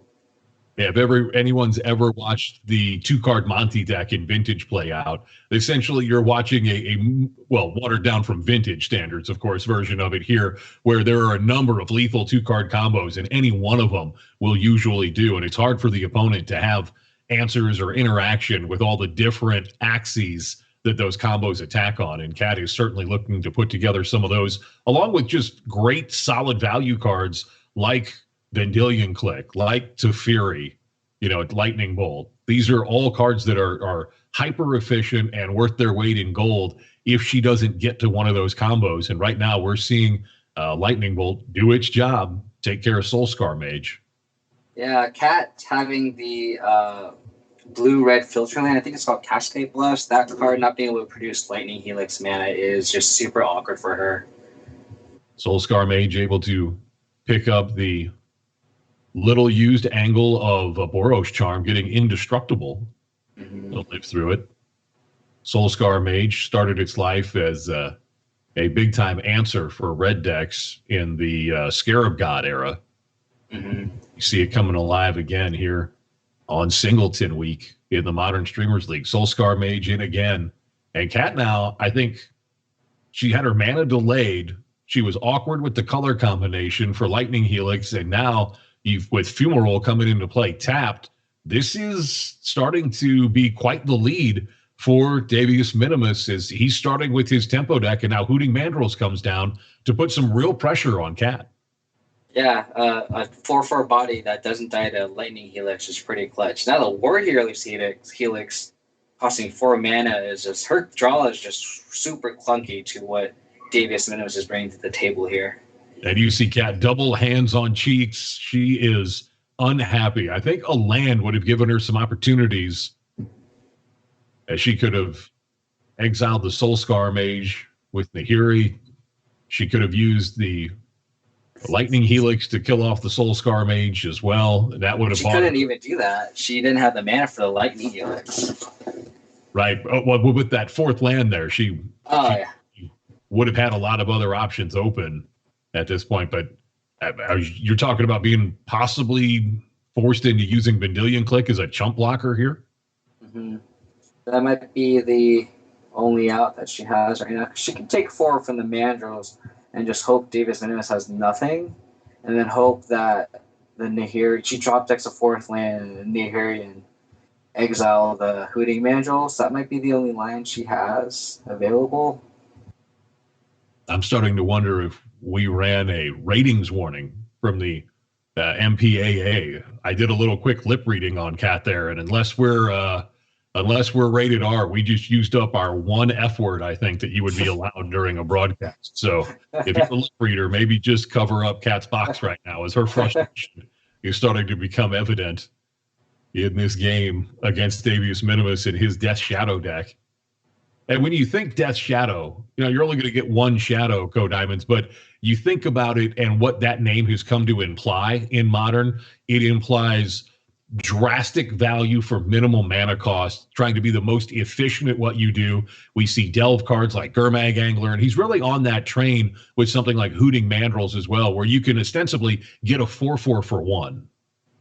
Yeah, he kind of has a more of like a Traverse Death Shadow feel, because he definitely has the little card Traverse Uvenwald with somewhere like a Delirium feel with delve cards. He kind of just mashed all those kind of decks kind of together. They're kind of separate, like Death Shadow Zoo, Traverse John. Mashed them together, it's kind of working out here. It's capitalizing on Cat having a kind of a clunky draw that I'm not be able to double spell, while DaviusMinimus is able to double, even triple spell a turn. And now we're going to see that Vendilion Click come in. This is Cat being painted into a corner. One other thing that's been interesting to watch as well, we saw Slivers kind of collapse under the weight of its own mana expectations in round 1. Meanwhile, Davius has had, his colors readily available as his deck has really coughed up the mana that he's wanted in order to stay out on the front foot and stay aggressive. Yeah, these like rainbow colored decks, if they have access to all their mana, then they are able to just cast all their spells, and being able to have access to every color is just insane. Well, wow, Cat targeted herself here with the Vendilion Click. Yeah, she had to look for something. And Davius is a guy who loves value because he's playing the 5-color Nev Mizzet deck in the league as well. Cat just pumped the fist at picking up the 4th land. She's got the War Leader's Helix now for the big monkey. Is it going to be enough? War Leader's Helix would be key here. Deal 4, gain her 4, and now all of a sudden, she could be back at level footing. But that's one of the hallmarks of the Death Shadow decks is they usually play some pretty hefty interaction in the form of things like Spell Pierce and, uncounterable 1-mana spells that I can't think of. Stubborn Denial. Yes, Stubborn Denial. Thank you very much. And she knows that she is dead to any of those effects if she goes for the War Leader's Helix. Well, that's the thing is DaviusMinimus. We just talked about how mana efficient that deck is, and he has 4 lands and didn't cast anything. And if he had a pump spell, I mean, he might have gone for lethal. He also could be protecting his Hooting Mandrills from a War Leader's Helix. He could also have protection spells. Like, him not playing anything and passing their turn, Kat should be having her high alerts here for sure. Especially when you consider that Kat's at 5 and Hooting Mandrills is, I believe, a 4/4. Mm-hmm. So she knows that she's not dead on board. So is this a trap that Davius is trying to set? Let's see where Kat elects to go here. She's going to go for the Nahiri. I can see this line over the Lightning Helix because if she exiles the Hooting Mandrills, then she just clears the board and has some board presence. So I think this is the highest ceiling play, and if DaviusMinimus has an answer, then he has an answer. It doesn't matter what she casts. So she might as well play a card that, if it resolves, has the highest ceiling and floor. So Kat able to grasp that, but the post-mortem lunge on the Soul Scar Mage, Wow. followed by the pump, and I believe that's going to be enough with the pump that the Soul Scar Mage has natively, and he's coming right after Kat herself, ignoring the Nahiri, and Kat down to 1. This is trepidatious moments, though, if you're Davius, because you weren't able to put Kat away. Now she has an active Planeswalker. She has the 4 lands, and certainly with these decks being known commodities, the public information, Davius knows that Kat's got the ability to come back in this game. Yeah, I wonder what DaviusMinimus's mindset is going for face if it's not going to kill her, because Nahiri discarding a card, drawing a card, like, she must know that Kat's hand is like super, super clunky because she hasn't been able to double spell. So there has to be a good reason why he just opted to go for face when it wasn't going for the kill. Kat discarding the Narset and getting the Force of Negation for her trouble. That's the great thing about the Nahiri there. Now the mana's still up. She can interact in a variety of ways, and if Davius doesn't do anything to threaten her, she could go for the fact or fiction, but that would be really hanging it out there at 1 life. Yeah, I don't know if it was correct for him to leave the Nahiri in play. Yeah. Because now you're just leaving Kat with a win con, too. Fact or fiction. This is one of my favorite cards, and I'm so glad it's modern legal. It's just so fun to just talk, because there's so many combinations of powers you can make. And the thing I learned about fact or fiction is, you made the correct piles if your opponent picked the pile with 2 cards in it. Because you know that they didn't gain the most card advantage, if that makes the most sense. And the worst feeling is your opponent just not even thinking and immediately picking up one of the 2 piles, and you think, okay, I made a mistake and misread this board. I've been there a number of times as well. And now Kat really being put in that position. She has a real hard think going on about what she's going to take. She's deep in the tank, and you see her kind of growling in her cam as she has to pick one of these 2. I don't feel like she's behind on cards, so maybe the Vryn's Prodigy and the card draw isn't where she wants to be. Can she just go for Saheeli and Serum Visions? Is that good enough? You've got Force of Negation to protect you on your opponent's turn, and this is a Death Shadow deck that isn't going to do much on your turn as far as threatening to win the game. I wonder if Davius has some sort of rules for like a Dismember or something, so he's okay with him giving Kat the Jace, and then hope that he can kill Kat before the Ancestral Vision goes off. Gonna throw away the Mana Leak, it looks like, here to draw a card. And the Exarch. A big part of Twin from the Halcyon days. Yeah. Is Kat even thinking about suspending Visions here? Does she think the game's going to go that long? It's going to be Jace first. I guess he wants to hold up either Electrolyzed mana or Force of Negation mana. Yeah, Force of Negation does just have the option to play as straight cancel if you have the mana held up for it. I mean, this is the control player's dream, right? Stabilize on one life and come back. Well, and really, when you think about it, Cat has 7 points worth of life gain in hand with Lightning Helix and War Leader's Helix. So she could be playing this game from the point of view of give me a target, and then I can take myself off of lethal at any moment. Mm-hmm. And the Beast coming down for DaviusMinimus. Killing Fiend is just such a cool card because it can just kill you out of nowhere with like mutagenic growth. It's just like +5, +2. Just being able to just pump spell them out of nowhere is just insane. There's a Killing Fiend deck in Modern a couple years ago where it just kind of ran those free spells with like Jutaxian probes when it was legal mutagenic growth and just kill on turn 3. But sadly, it's not good enough in Modern anymore. Looks like going to target the Killing Fiend with the Deceiver Exarch trigger. And now all of a sudden, Nahiri is on her way up to where she's threatening an ultimate. Mm-hmm. A Braid, a nice pickup. It gives Cat more flexibility with her removal. You can kind of see Kat's demeanor kind of just change after she stabilized. She's all upright, like all smiling, thinking about how she's like, you can tell when your demeanor changes and you're like, oh, I'm actually going to survive. Actually, I'm ahead. You turn the corner, as they say. How much time do you spend reading that body language in live tournaments, and do you miss it playing online? That's one of the elements that I do love about playing in paper, and I think a lot of players don't utilize, is I don't think they look at their opponent. I think that's why players like Eric Froelich, who has a poker background, they're like known to just read their opponent. And that's one of those skills that I think he utilizes the most and how he's so successful is reading your opponent is like one of those things that could just accelerate your game because you can call bluffs, you can see what cards you can play around, you can see just subtle eye movements, just demeanors, just everything that can add up. And I think that's one of those things that Magic players should probably get better at because I think it'll help people's games immensely just doing so.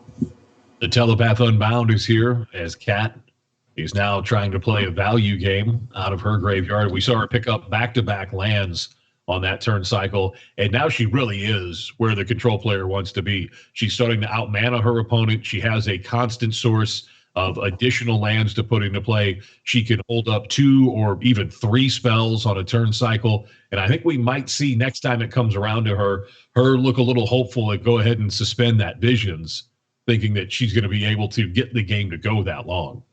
Yeah, she definitely has the Nahiri for the WinCon 4 and Emrakul, but worst case scenario, she has Force of Negation to, with Lightning Helix and War Leader's Helix backup to gain life. So she has like the ultimate protection from like a top deck Tarfire or a Lightning Bolt or something.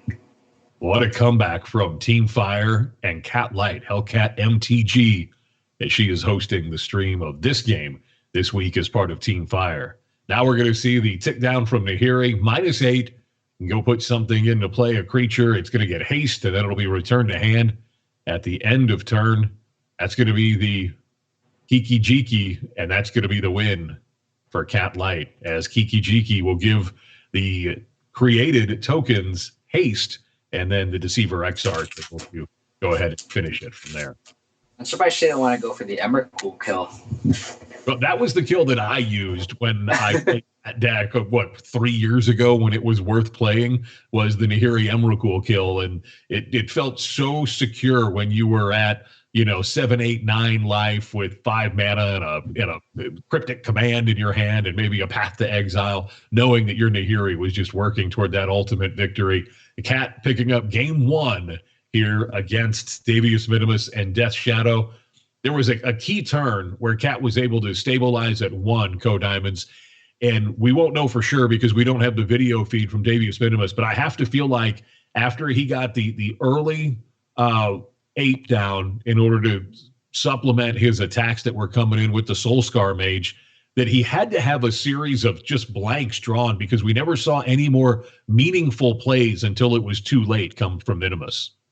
Yeah, him on that turn where he had 4 untapped lands, he either had it all or he had nothing, and I guess he had nothing, which worked out for Cat. So Cat Light up 1-0 this weekend. She was at the Mythic Championship, played to a 10-5 record in that modern format. Congratulations to Thorolf Toffel-Severin on his win over the weekend. But Hellcat 10-5, and she took her beloved Blue-Red Phoenix deck into that fray and played very well over the weekend. That's got to be a great feeling for a player to go pick up 10 wins, the Mythic Championship, and just feel like your game's really sharp playing at that level. Yeah, especially at that level where everyone is just so good. Like, you're not going to play against low caliber players. Like, everyone got there for a reason. You know what I mean? So it's just being able to do well against known well players just must feel fantastic. Congratulations to her on a solid record for sure. And that's coming from a member of Team Ice complimenting Team Fire. So you know it's heartfelt and those real props that are being given out from KoDiamonds here this evening.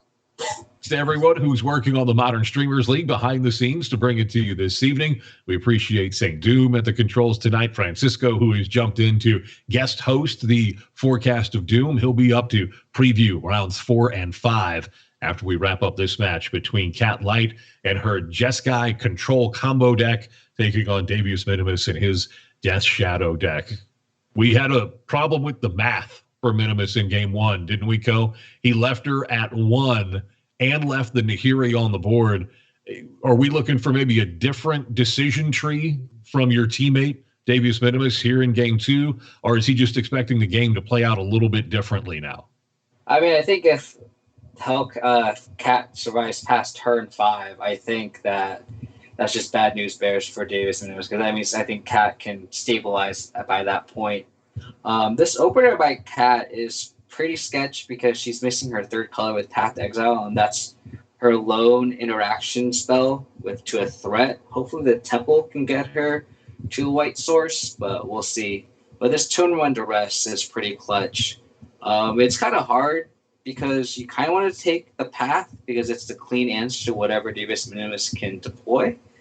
And I guess that's what he takes, even though Cat doesn't have the white source. So Cat Light going with the Temple to scry here on turn 1. Looks at Pestermite. Another white card that's uncastable, so I assume she bottomed it. She knows she has the Mountain coming off, a chance to suspend Visions. Visions never got suspended in game 1, but Cat really had it wrapped up at that point and was just holding her mana open to protect herself. But here we're going to probably see Visions on 2, and you might as well go with Saheeli on 3 if you're not under any pressure. You can start looking at cards, dealing a damage, and this actually sets up very well for her because she doesn't have any removal other than that Nahiri sitting in her hand, and she doesn't have any counter magic right now other than maybe a single Pestermite where that doesn't slam the door hard on your opponent. They still have an opportunity, so she's going to be able to play out to the board here in the face of whatever Minimus brings to this turn. Yeah, Cat drawing that basic plane is just pretty clutch. An unpainful white source is exactly what she asked for. Nowadays, DaviusMinimus casting Hooting Mandrills, getting a threat on board on turn 3 is kind of slow. I was hoping he'd be able to deploy at least something on turn 1 or turn 2 just to molest Cat a little bit, but Cat's still at 20 life on turn 4 is kind of a lot. Now Cat with the chance to hold up Mana Leak here or go for Pestermite, however her opponent can give her the most value, I would think, on this play. Or even Blashian Exarch. Steplinks. A Zendikar threat. And Mana Leak's going to take that out. It's funny because people are calling for a Steplinks ban in Standard when fetch lanes really go, because you can have Steplinks be huge on turn 2. No, Steplinks might have been the best card in Zendikar Limited. I mean, at some point, that format was so aggressive. Mm-hmm. So Cat doesn't get the mana that she needed on turn 4 to cleanly take care of the big gorilla with Narset as she did in game 1. Instead, she's going to have to sit back and think about Exarch or Pestermite or maybe even Lightning Helix, depending on how the board develops for DaviusMinimus and Death Shadow. And there's no reason to run the Saheeli Rai out into the face of the orangutan. Cat's just going to take the 4. DaviusMinimus top decking that Water Gate untapped is a key blue source, which I don't know if he's bluffing it to hold up a blue source, or he just did it just to get within Death Shadow range, but casting of Tribal Flames here. That's pretty aggressive. This was a staple of the old Tribal Zoo deck in Modern. Tribal Flames putting Cat down to 7. She's going to go for the Lightning Helix just to keep her life total safe, and the Spell Pierce, key from DaviusMinimus, and that might be enough. We'll see what Cat draws, as this game is going to end possibly before that vision comes off suspend. But here comes Teferi, and Teferi going to bounce a probable lethal attack, give Cat another card, and buy her a turn. Let's see where this goes. Right now, Death Shadow at 2/2. How much of a chance has she taken, KoDiamonds, leaving the Death Shadow on the board instead of the 8? Yeah, I guess she's hoping that DaviusMinimus can't deal that much damage to himself. But I also think she bounced the Hooting Mandrills because he also has to devote so much mana to it, because he only has 3 cards in the graveyard. So he has to commit 3 cards to Devil Weight and 3 mana to redeploy it, versus Death Shadow is just 1 black mana, so just 1 land. Right now, that Death Shadow just a 2/2. 4 mana tapped for DaviusMinimus. Will this be Hooting Mandrills again? It looks like it will be.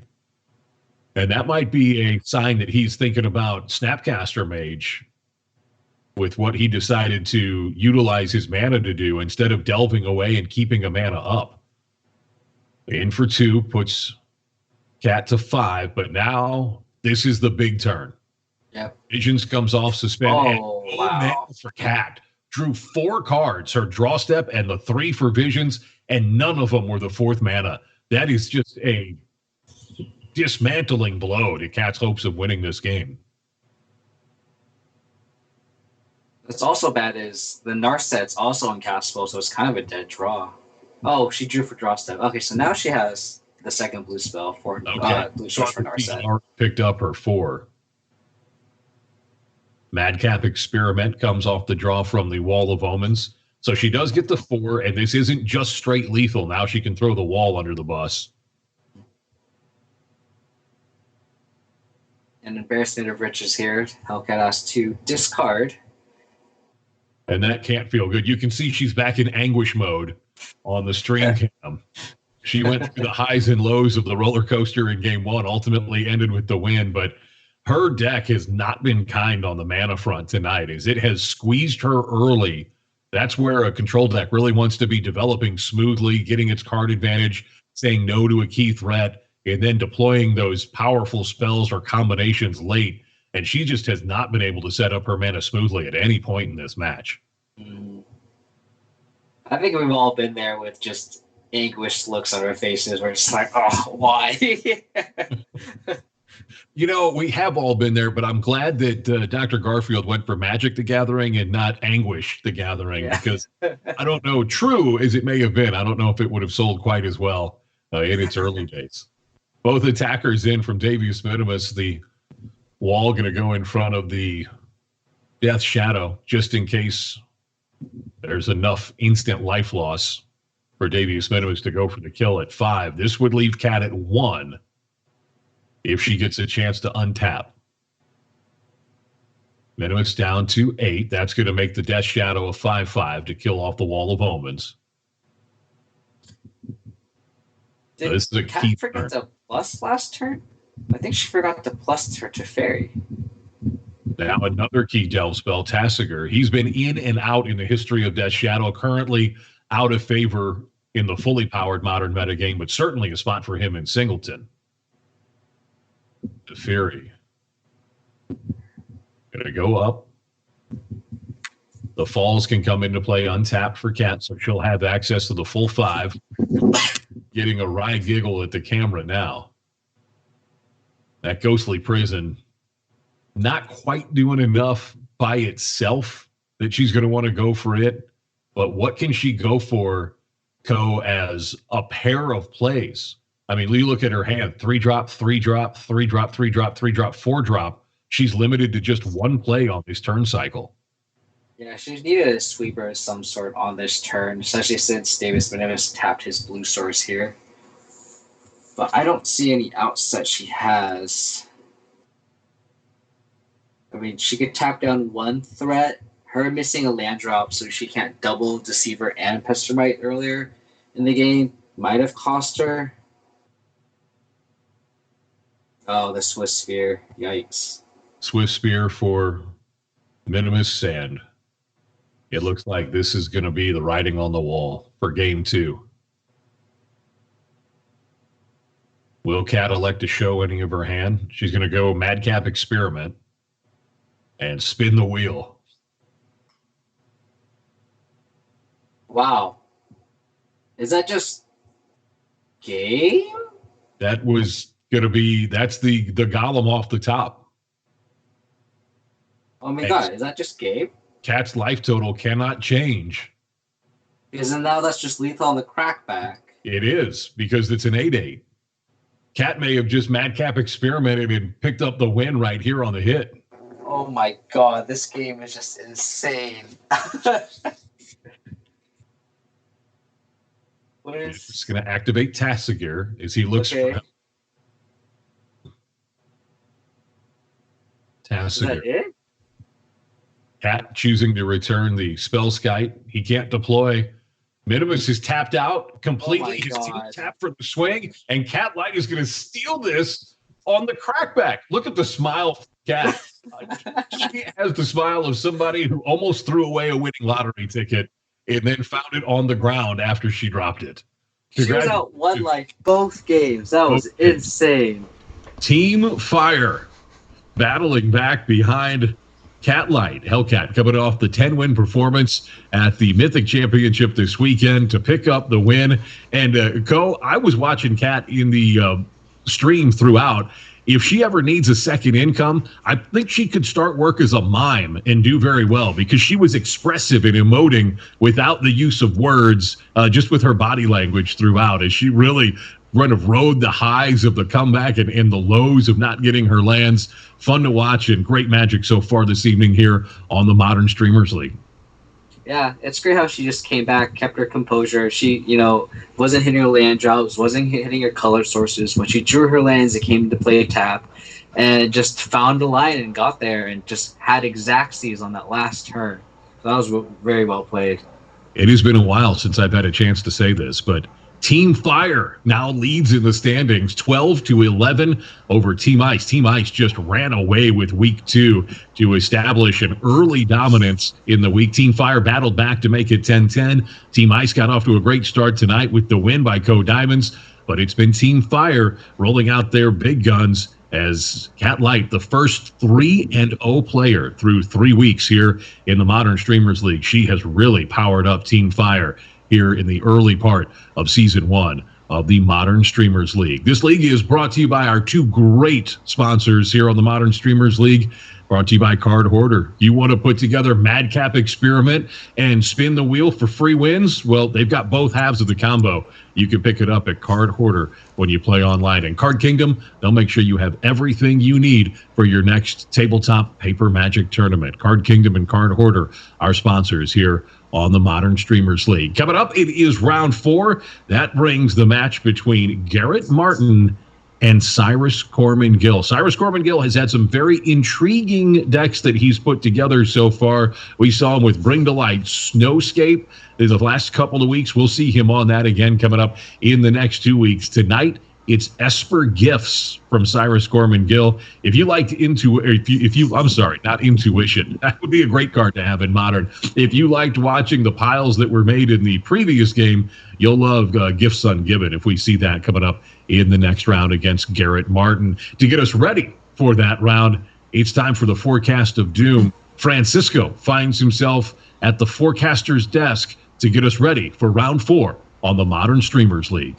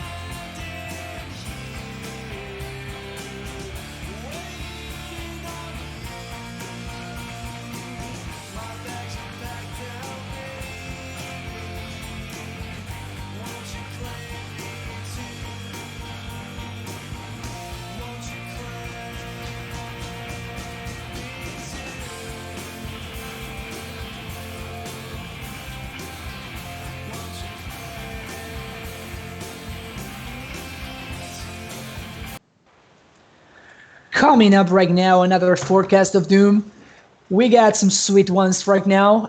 This is almost what I was planning on playing. This is very close to my playstyle right here. What Garrett has going on is basically an Abzan company shell with all the combos that you expect to see from Abzan Company. We got access to Finales of Devastation, Collected Companies, and a bunch of like ways to tutor for cards. We have Giver of Rooms to protect our combo pieces, same as Burnt on Force Tender, Fauna Shaman as another tutor target, and our combos include Devoted Druid, Vizier of Remedies.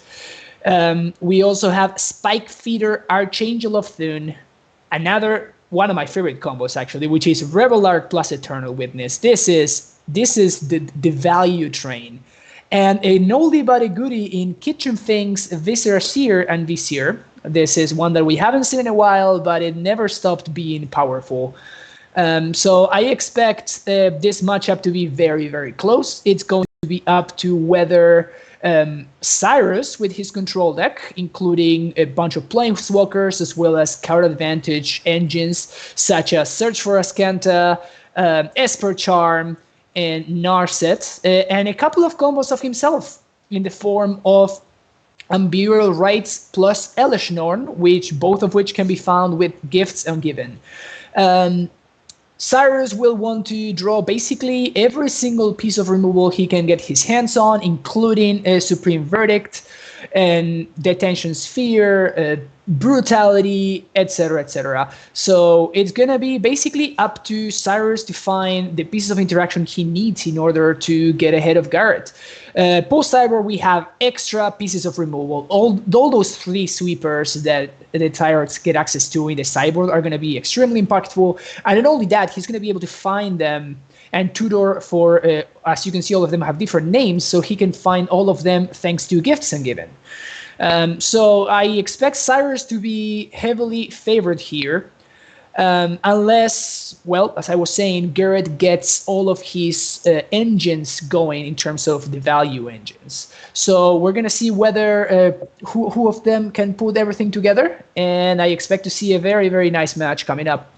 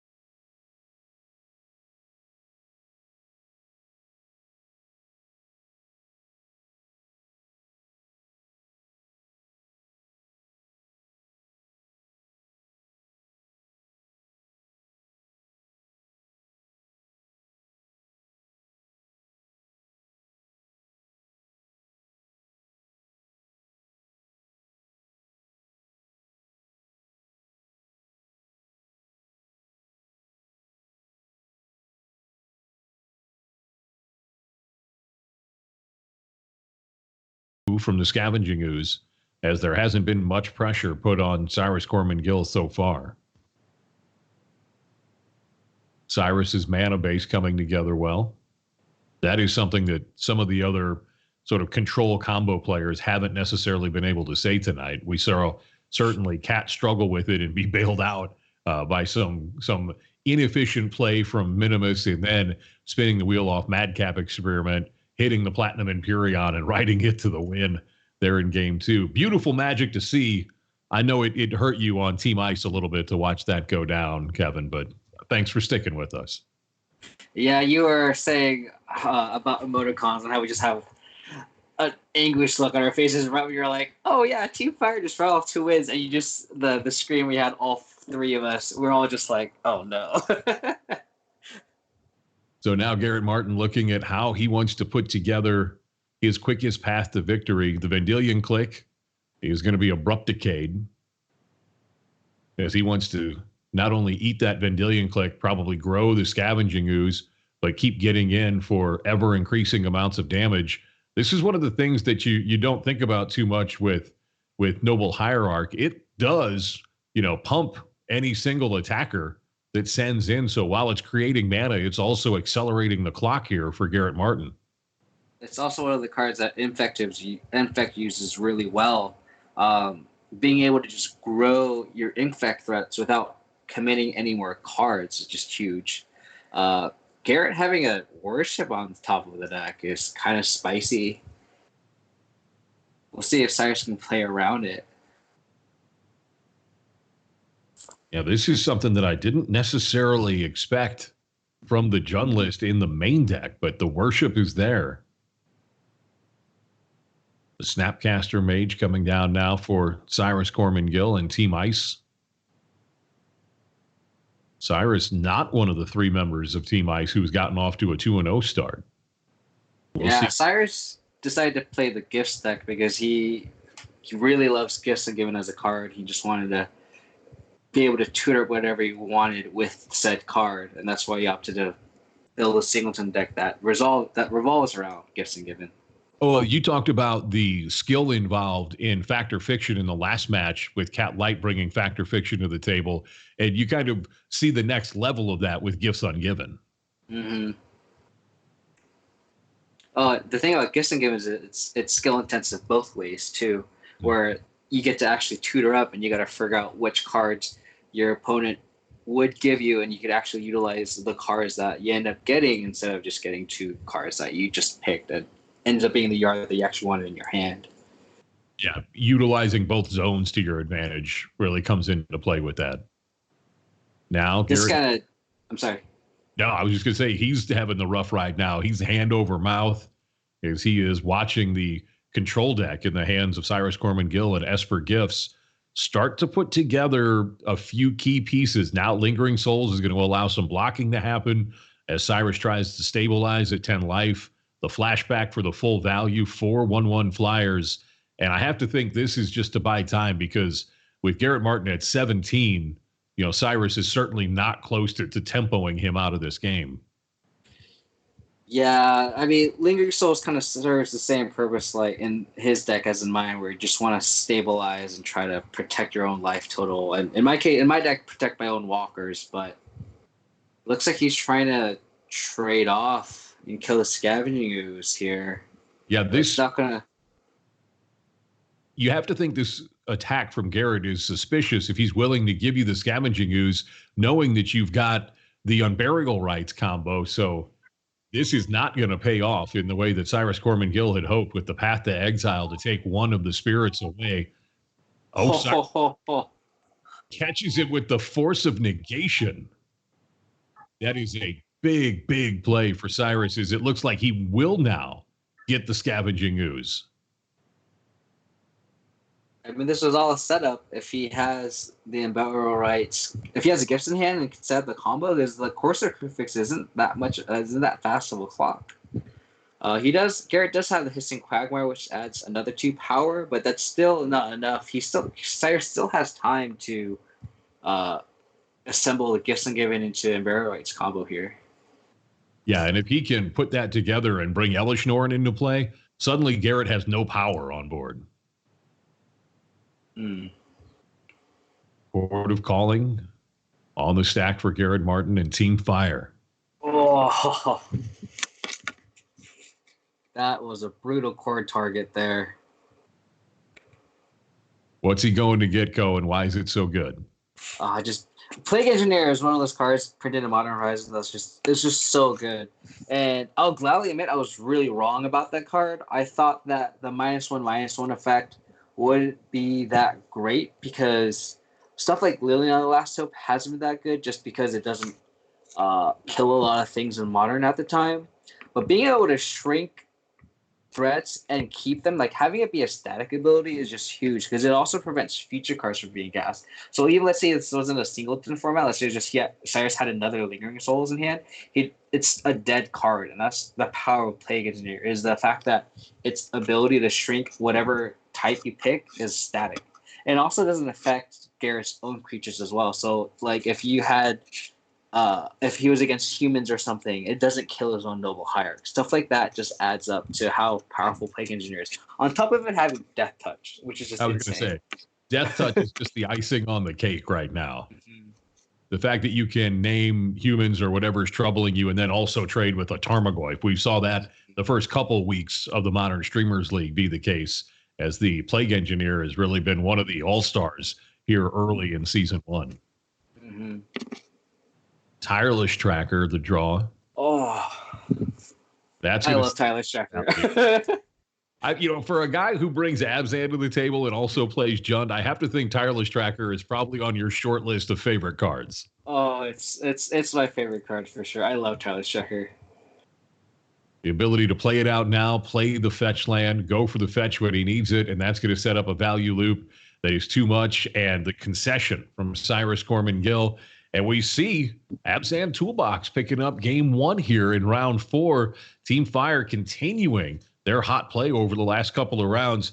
We mentioned from Francisco in the Forecast of Doom a moment ago, Cyrus Corman Gill has quite a few answers in the sideboard. Wrath of God, Timely Reinforcement, Celestial Purge, Damnation, Day of Judgment. He can get as sweepy as he wants to get. And Ko, if you're in Cyrus's seat right now, how many of those sweepers are you looking to bring in against an Abzan deck that's dedicated to playing on the board? You just got to bring all of them in and just hope you can draw one. I mean, you could tell he was prioritizing getting that Scavenging Ooze off the board. And if he just had one solid removal spell, he could have maybe crawled back from there, but he just needed to draw more removal that game. And hopefully he does post-board here. Garrett Martin for Team Fire, looking down his list. Trinisphere, Tormod's Crypt, Sun Droplet, Spellskite, Sorceress Spyglass, Pithing Needle, Microsync Lattice, Maelstrom Pulse, Liquid Metal Coating, that's a spicy one, Golden Demise, Ensnaring Bridge, Chromatic Lantern, Assassin's Trophy, Walking Ballista, and Wormcoil Engine. You look down and you think, okay, a lot of those are traditional Karn targets. Yes, he has a Karn the Great Creator in his main deck. So Garrett's Ko decided to use about 5 or 6 of his sideboard slots for Karn targets here. That doesn't make him as flexible, but he's got a deck that wants to just execute its game plan with a different flavor no matter what the opponent's doing.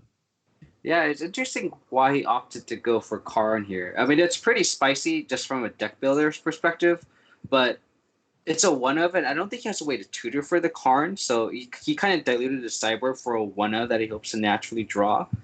I kind of want to know what his thought process is on adding Karn to his spicy list. It's definitely spicy. I really like it. I think it's cool, but just kind of want to know because the format is Singleton.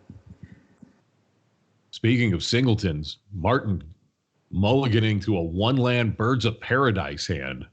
Now, he also has the Noble Hierarch, so he's going to ask twice if Cyrus Corman Gill can remove his second mana source. And this Inquisition of Kozilek is a big one. It gets Scavenging Ooze right away. And that's got to feel like a big win for Cyrus because he can do so many things through the graveyard. Well, top decking that Pulse Amoroso is pretty clutch because now he can bring that that Scavenging Ooze back to hand. The Mana Accelerant is going to stick, but at what cost as Cyrus finds his Singleton search for Azcanta, and that's going to start leveraging the ability to scry through the draw steps for the control deck.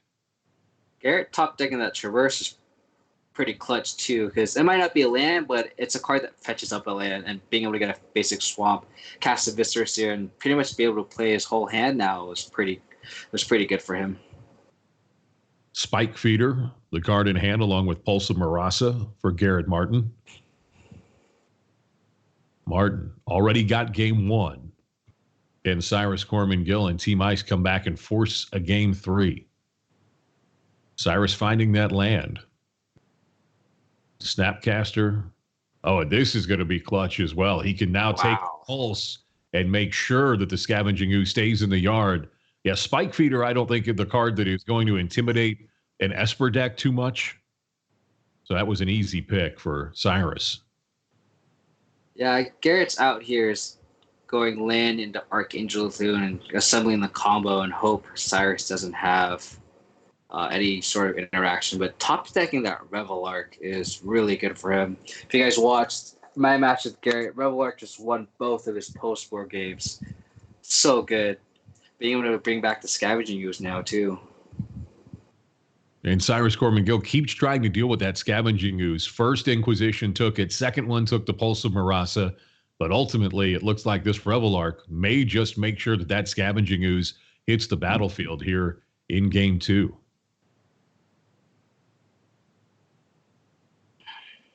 Garrett's taken here. He's thinking about what he wants to do. 4 mana available, 5 mana available if you count both the Birds and the Noble Hierarch. Bird's going to get in for 1. Aggro Birds. Teaming up. Mana producers, attackers, they can do it all. Spike and that beak's pretty sharp. You got to watch out for the Birds of Paradise. Spike Feeder going to be met with a counter spell from Cryptic Command. So that'll counter, and it looks like draw for Cyrus Corman Gill. He's down. The thing about Revelark's Evoke thing is it bypasses counter magic. So. Oh, a key timely reinforcements for Cyrus Corman Gill. Back up to 20 life. He's now got some power on the board. And the bird picking up the Exalted trigger isn't going to be the difference in this game, most likely. Now, Revelark is a 4/3 flyer, can change that clock in a hurry. But we also know that Search for Azcanta is getting close to flipping for Cyrus Corman Gill as well. And that's going to give him a huge advantage. Here comes Revelark. Yeah, Revelark having flying is relevant. And a pretty fast clock, too, with the Noble Hierarch. It's a 4-turn clock. So Cyrus definitely has to look for an answer here. The Surveil trigger from Search for Azcanta. That was sort of the preview for Surveil. We got that in Ixalan.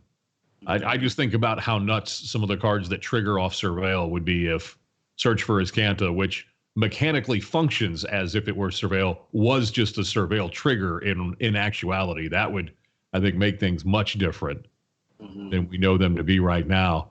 And now Eternal Witness. This is part of the value loop that Abzan decks can put together. We've seen Pulse of Marasa. We've seen Revelark. Now Eternal Witness. These are all things that make sure that unless there's a Path to Exile involved, you're going to be able to get those key creatures and recur them.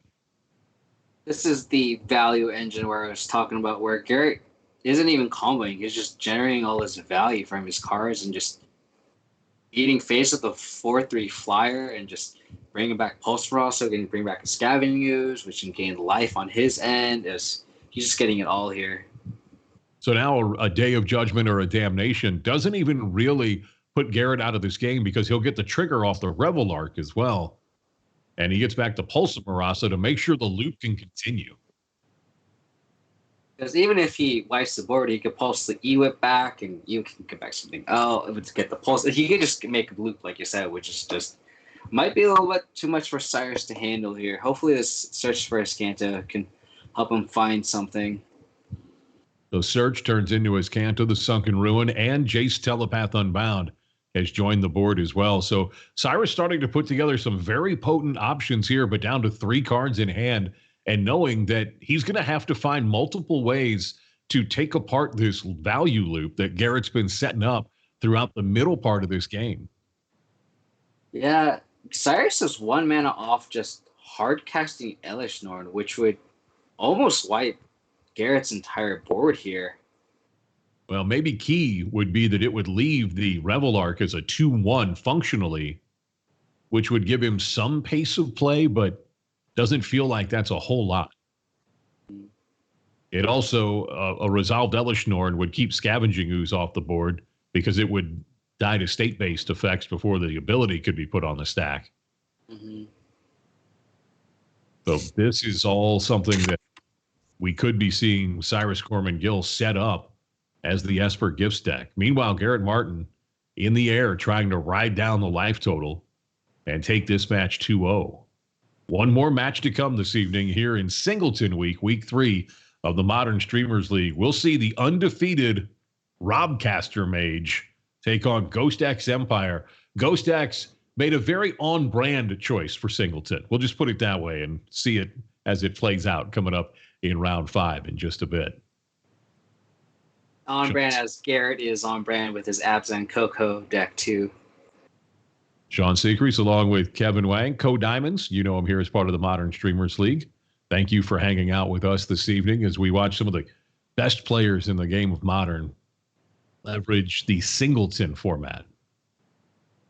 You can watch the best players have anguished looks on their faces. Garrett's just like, oh, what do I do?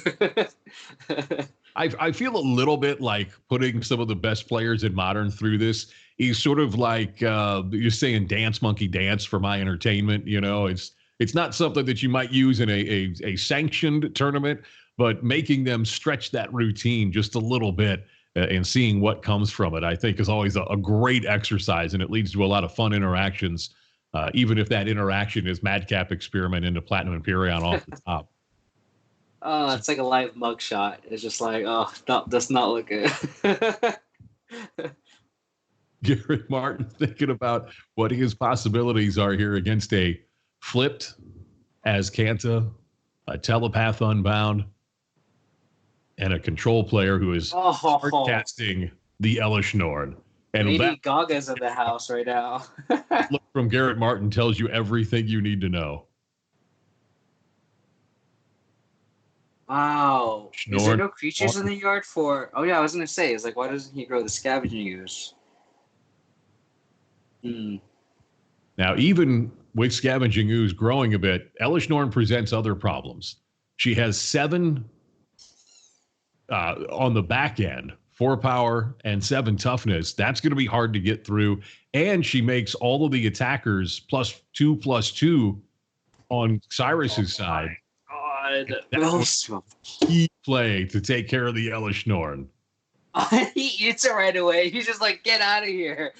A key moment. And Garrett just takes the hat off and has just a reprieve on a quick removal on the mouse from what a key. If there was an advantage bar, it would just be like boom, and then just boom, right back to back. My God. Just a heavy pendulum swinging both ways. Revelark back in hand. Esper Charm, drawing 2 cards, digging for more answers. I mean, if you're Cyrus Corman Gill right now, you went from just about having this game wrapped up with Elishnorn to now you're right back into a fight. You do have the advantage, I think, at this point, as just 1 card in hand for Garrett Martin, and Cyrus is drawn anywhere from 1 to 3 cards a turn, depending on how it plays out. So in the long game, the card advantage is going to start to weigh in for Cyrus, but Garrett Martin's deck not only capable of value loops, but capable of combos as well. And if you're Cyrus, I think you have to, KoDiamonds, start worrying about some of those 2-card combos that can just win the game on the spot. Well, luckily Garrett doesn't have anything in hand. He's hellbent, so Cyrus has access to a flipped Azcanta, so hopefully he can start digging for more answers and more threats and be able to turn the corner. And Legaling Your Souls is a good start, being able to chump block Scavenging Ooze efficiently and be able to crack back with Scavenging Ooze and the soldiers from the timely reinforcements. Oh, the Path to Exile, wow. A couple of pumps on the way out the door for Scavenging Ooze, but this Path to Exile is going to leave Garrett Martin with no cards in hand and no non-land permanents on the board. Now, it's one thing if you're in a position to give your Rakdos Pit Dragon double strike when you have something on the board, but when you're hellbent with nothing on the board against a control deck that's drawing 3 cards a turn, that's a bad place to be, and I wonder how long Garrett's going to ride this one out. I mean, we'll see. I mean, I'm sure Garrett has outs here. His life total is at 11, so I don't think Cyrus has a kill yet. Ooh, restoration on empty board. Yikes. Yeah, there was going to be an attack for 8 next turn.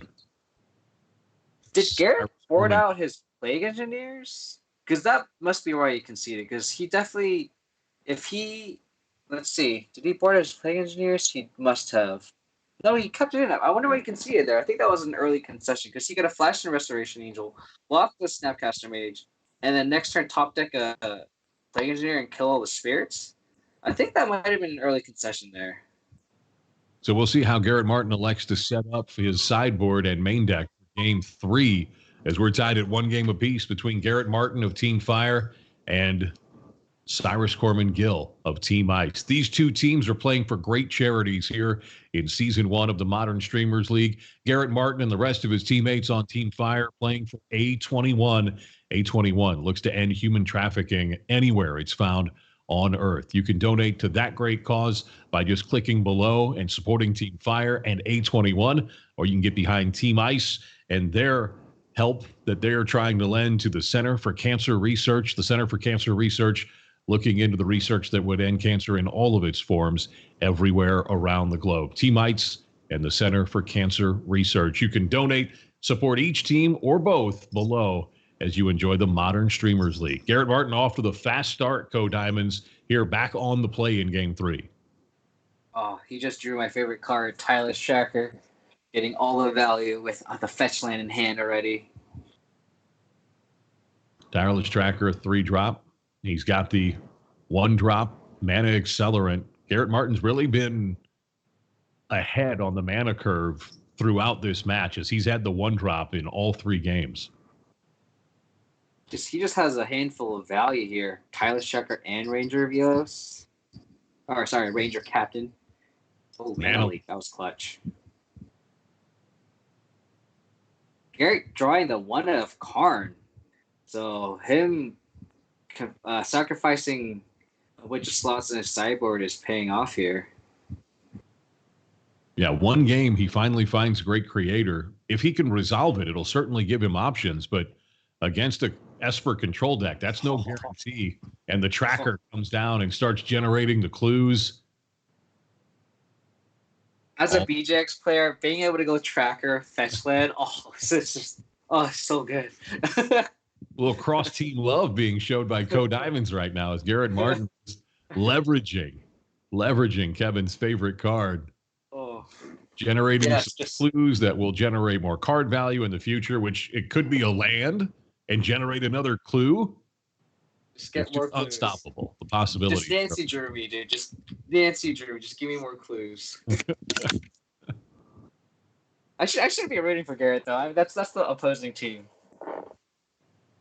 Well, I think you were just rooting for the Tireless Tracker, so we'll get you off the hook on that one.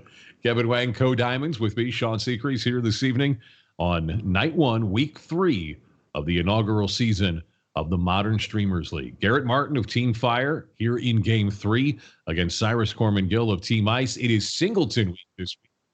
Break from the other 4 weeks of the season in which the players will play the same deck for each of those 4 weeks. They'll be switching it up after Week 5. Each player will have a new modern constructed deck for weeks 6 through 10. And we will have one Spice Week coming up in the second half of the season as well. More about that in the coming weeks here on the Modern Streamers League. Garrett right now, KoDiamonds, just thinking over what he wants to get with Karn right now. You know, maybe against an aggro deck, Wormcoil Engine makes sense, but Path to Exile, is on the other side. So that would really be a mana loss and no value out of the Wormcoil Engine. Where do you like going right here with Karn? I can see him going for the Lattice and fetching basic with Traverse, having 6 mana. But that just play into a top deck counterspell that Cyrus has in hand. I saw him contemplating liquid metal coating and him able to turn one of Cyrus's lands into an artifact and then killing with liquid metal coating. Might have been an option. But he opts for a Sorcerer's Spyglass, so I guess he wants the most information here, which makes the most sense before he gets his second target with the Karn. Panoramic Vista going to be cracked here by Cyrus. Sorcerer Spyglass going to have a look at the hand, and then it will transition into Pithing Needle mode.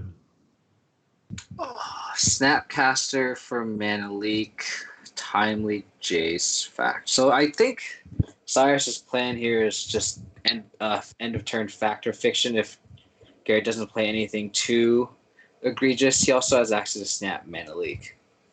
Oh, he names Jace the Mind Sculptor. That's a pretty clutch Sorcerer Spyglass here. Does Garrett want to play anything right now? Because he knows Cyrus has Snap Leak, and anything he casts now is just gonna get countered. Do you bait it out and think, okay, go for Traverse, or is that too valuable? I don't know. I mean, Garrett does have a lot of lands. I guess it depends on what he wants to tutor for with Karn this turn or next turn. Will Giver draw the Condemn? I wouldn't play the Scavenging Ooze, though. Oh, okay. So Cyrus doesn't care about the Scavenging Ooze? That's interesting. I think I would have snapped Leak there. Maybe Cyrus boarded out Burial Rites Alex Norn combo? I don't know. This is a key Factor Fiction coming up now. That's true. I see what Cyrus is saying. He does die to last, so he does kind of need to hold up the Mana Leak if Garrett opts for getting a Lattice next turn. So now you talked about the skill of pile splitting with Factor Fiction. Garrett looks like he is really incentivizing Cyrus to go with the Teferi along with the extra lands. I don't know how I would split this pile up right now. Because Garrett has a Giver and a Scooze. It's tough. Because you kind of want to put... What did he get here? Oh, so you got the Damnation and Serum Visions. So, like I said earlier, where you made the correct piles if your opponent took 2 out of the 3 cards, and that's what Cyrus did. I just wonder if Cyrus would have taken the pile with Damnation if he got the fetch land. So if he did Damnation fetch, if Cyrus really, really wanted the Damnation, that might have been the better pile. And then you would give your opponent the option of Teferi, fetch land, and the Serum Visions. Because if Cyrus had Teferi, he bounces one of them. The other creature can still take down the Teferi. So yeah, I think Cyrus was valuing the Damnation more. Garrett Martin just in hold and see mode right now. He's got Karn. He's got the Sorcerous Spyglass naming Jace the Mind Sculptor. He's got the Traverse, which if he meets the secondary requirement could get him a creature as well. But right now, Cyrus Corman Gill, we knew about the Snapcaster. Where is he going to go? He looks like just Serum Visions. Now, this is where you talked about using all zones earlier, KoDiamonds. He lets his opponent put those cards in the graveyard, uses the Snapcaster, still gets another look to improve his hand. Well, it looks like Cyrus is at a high life total, so I think he's more scared about the Karn more than anything. He snapped and played Damnation. On that turn. Yeah, I thought that was odd. He was willing to sacrifice the Snapcaster for just another look with Serum Visions and then throw it away under the Damnation. Did Garrett forget to plus his Karn last turn? I think he did. Maybe that could have been the anxious look on his face. No, last turn, I think, was when... Did he get the Sorcerous Spyglass last turn, or was that 2 turns ago? I think that was 2 turns ago. Yeah, I think so, too, now that I'm reflecting back. Burrington Forge Tender is an interesting sideboard card. It's against a non-red deck. This is actually a bold move by Cyrus tapping out, because if Garrett had a 6 land, he could have played Lattice here. Traverse just goes for the extra land. And Fortunate, the only card in hand. I wonder why... Oh, Garrett wants to hold up the Clue tokens. That's why he didn't play the Bird Forge Tender.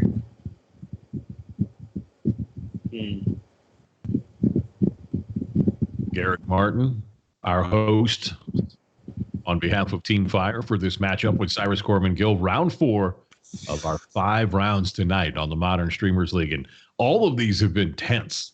And Garrett Martin certainly trying to find a way to leverage Karn the Great Creator on board, his spyglass on Jace the Mind Sculptor. Now Teferi going to come down.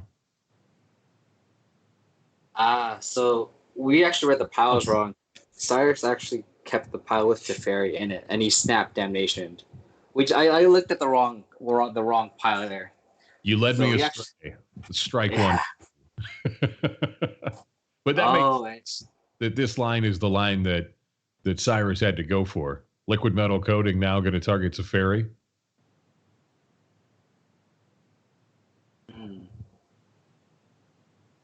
So he's bouncing the coating with Teferi. Interesting.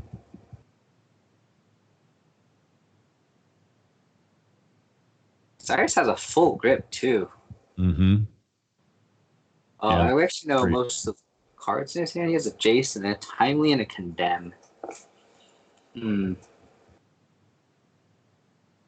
Did Garrett not crack a clue? He hasn't played- yet.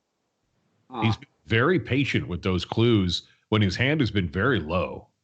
Yeah, I think he had at least 2 mana to crack a clue there. Liquid So I'm metal assuming- coating to come back down. So Is now he he can start gonna- stone raining people. Yeah.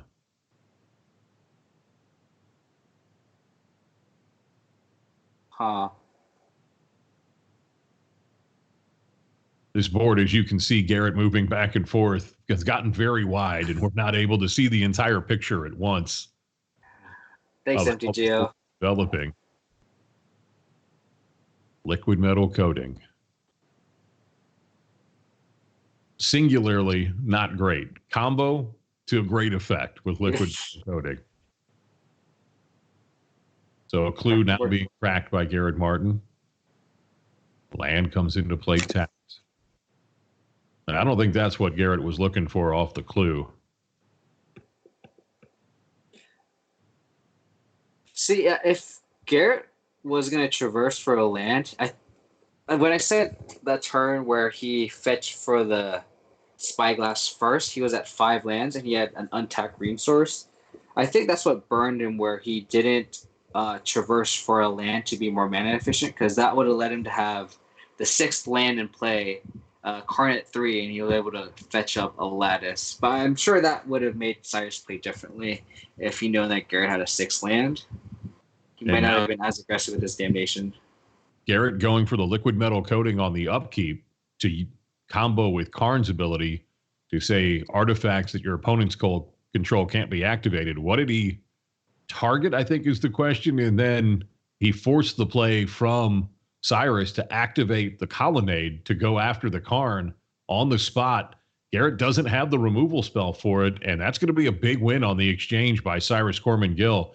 He takes the Karn off the table, keeps the Colonnade.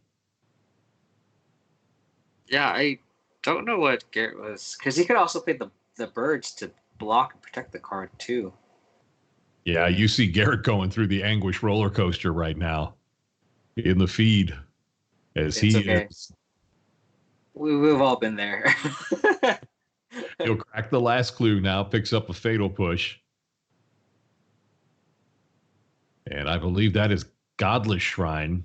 Yeah, the Expedition Oh, Godless Shrine. Yep. It's pretty polarizing if people like the Expeditions or not. What's your stance? I mean, I feel like when you foil out your deck, it kind of tells what your personality is. Whether you like to have kind of like a promo theme, or if you have like a, if you want to go alternate, or if you want, like, I know one of my friends says EDH deck was all filled out, and he tries to make all of his like timestamp promos, which is kind of cool. So it's kind of cool to see how people can personalize their own EDH decks, or just modern decks, or just decks in general. That was an abrupt end to that match as Cyrus Corman Gill picked up the concession and gets Team Ice back on the board. We're tied at 2 match wins apiece for Team Ice and Team Fire. Go ahead, do the happy dance, KoDiamonds. That's right. You've been so good so far this evening. Oh, he happy danced himself right out of the chair. Oh, he's got the happy puppy with him. Oh, I can't tell which one's cuter. Right where you want to be as a proud parent. Sean Sinkreese along with Kevin KoDiamonds. We've got Francisco with us, who has been filling in for the forecast of doom, and we have the progenitor himself, the Saint Doom, Mike Goldenberg, all with us. Guys, this has been an outstanding night tonight. Unfortunately, I think, given the current political climate that we're in the presidential cycle, I think Team Fire has grounds to file for equal time next week, as we have 3 representatives of Team Ice all here on the stream tonight. Francisco, you've been doing the breakdown all night on the forecast of doom. That was a match that you called that should have favored the Esper deck, and we saw Cyrus Corman Gill get the win after some rough interactions early, but he was just able to overpower his opponent with his card quality. Yeah, I think I called most, didn't I? I think I'm just pretty good at this forecasting thing. Very, very good. I think Michael, you're fired from the forecast thing. But yeah, I mean, Cyrus just played very well and got rewarded. He knew what mattered at every point in the game and played to his outs and got rewarded with the victory there, which Cyrus is known as like the legacy master. He's a master at Storm, getting a bunch of victories. And it's funny because we're actually in the same area. We're actually playing the same local game store in the Bay Area, California. And he is known as like the legacy end boss. And people have to account for him if you want to get a chance of taking the trophy of the local 3Ks and stuff. So it's nice for him to see take the victory there for your team and representing the Bay Area. Modern as well. I'm sorry? Is he that intimidating at the Modern table as well? We've seen him play well here on the Modern Streamers League. I guess so. I mean, I haven't seen any Modern tournaments, but I know he's just a legacy phenomenon, and he's doing well in the Modern, so I guess he can add that to his resume as well. Saint Doom joining us as well this evening on the broadcast. You've gotten to watch things sort of unfold from the background here this evening. What's the sort of tone of Team Ice been like? The early win, and then you had to watch Team Fire have things their way as Cat Light might have used up a couple of her 9 lives, if you will, with some of the draws that she was able to put together in her matchup. You know, KoDiamonds was absolutely dying as he watched his teammate go down in that matchup with Cat Light on her Jeskai combo deck. What's the sense been from Team Ice tonight as this has kind of played out? Honestly, we're pretty calm about it. Week 1, night 1, we were down, but we fought back to win that entire week because of night 2. We did such a great job. We've always been slightly better so far on Wednesdays than we have on Mondays. So the fact that we're tied up here with a chance to take a lead on a Monday, which we haven't done yet, is something that we're actually pretty excited about from the Team Ice side. So we are very pumped. I mean, this right now is the coldest stream, as Francisco noted earlier in a message to me. This is the coldest stream right now with 3 Ice members on camera at the same time. It's been a lot of fun so far tonight. We're tied up at 12 matches apiece. Who will have the lead going into Wednesday? We're going to decide that very shortly with the matchup between KoDiamonds and GhostxEmpire. I mentioned GhostxEmpire. He elected to stay on brand. We're going to see Singleton Dredge from him coming up in just a bit. That should be a lot of fun to see if he can put those cards together. Guys, it's been so much fun so far tonight. You all got one more round in you for the final round this evening? Okay, I'll take that as a team yes. Yes. We are looking forward to Team for the Ice winning. Round of the night. Coming up, Francisco gives us the breakdown. Can Singleton Dredge get it done this evening against KoDiamonds' Ponza deck? We'll find out in the breakdown next. This is the Modern Streamers League, brought to you by Card Hoarder and Card Kingdom. We get the final match next, Week 3, Night 1 of the Modern Streamers League.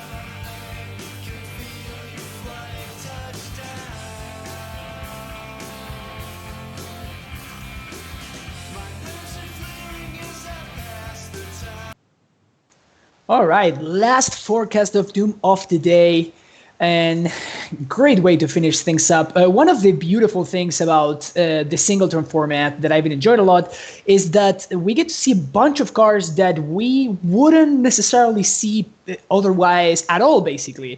So here we have GhostxEmpire with some big hits, such as Greater Moss Dog, Golgari Brown Scale, Shambling Shell, and MVP Necromancer's Stockpile. In order to make his deck work, GhostxEmpire really had to go deep.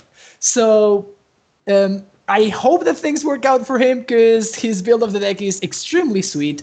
Lots of synergy going on all around.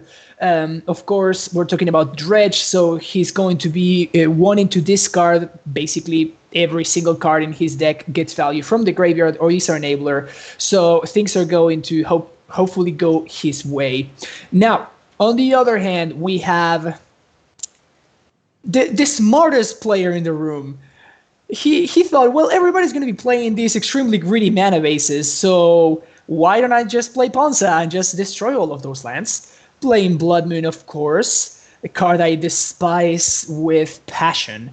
And then we have basically a who's who of, classic value red and green creatures. We have Tireless Tracker, we have Goblin Ruin Master, Fulminator Mage in the main deck, Legion Warboss, as well as Goblin Rabble Master, Magus of the Moon, Handmaster of the Fells, and even cards like Plow Under in the 5 mana slot. So it's basically going to go after GhostxEmpire's lands. I do expect, however, for GhostxEmpire to be ahead unless Rob has a very strong start.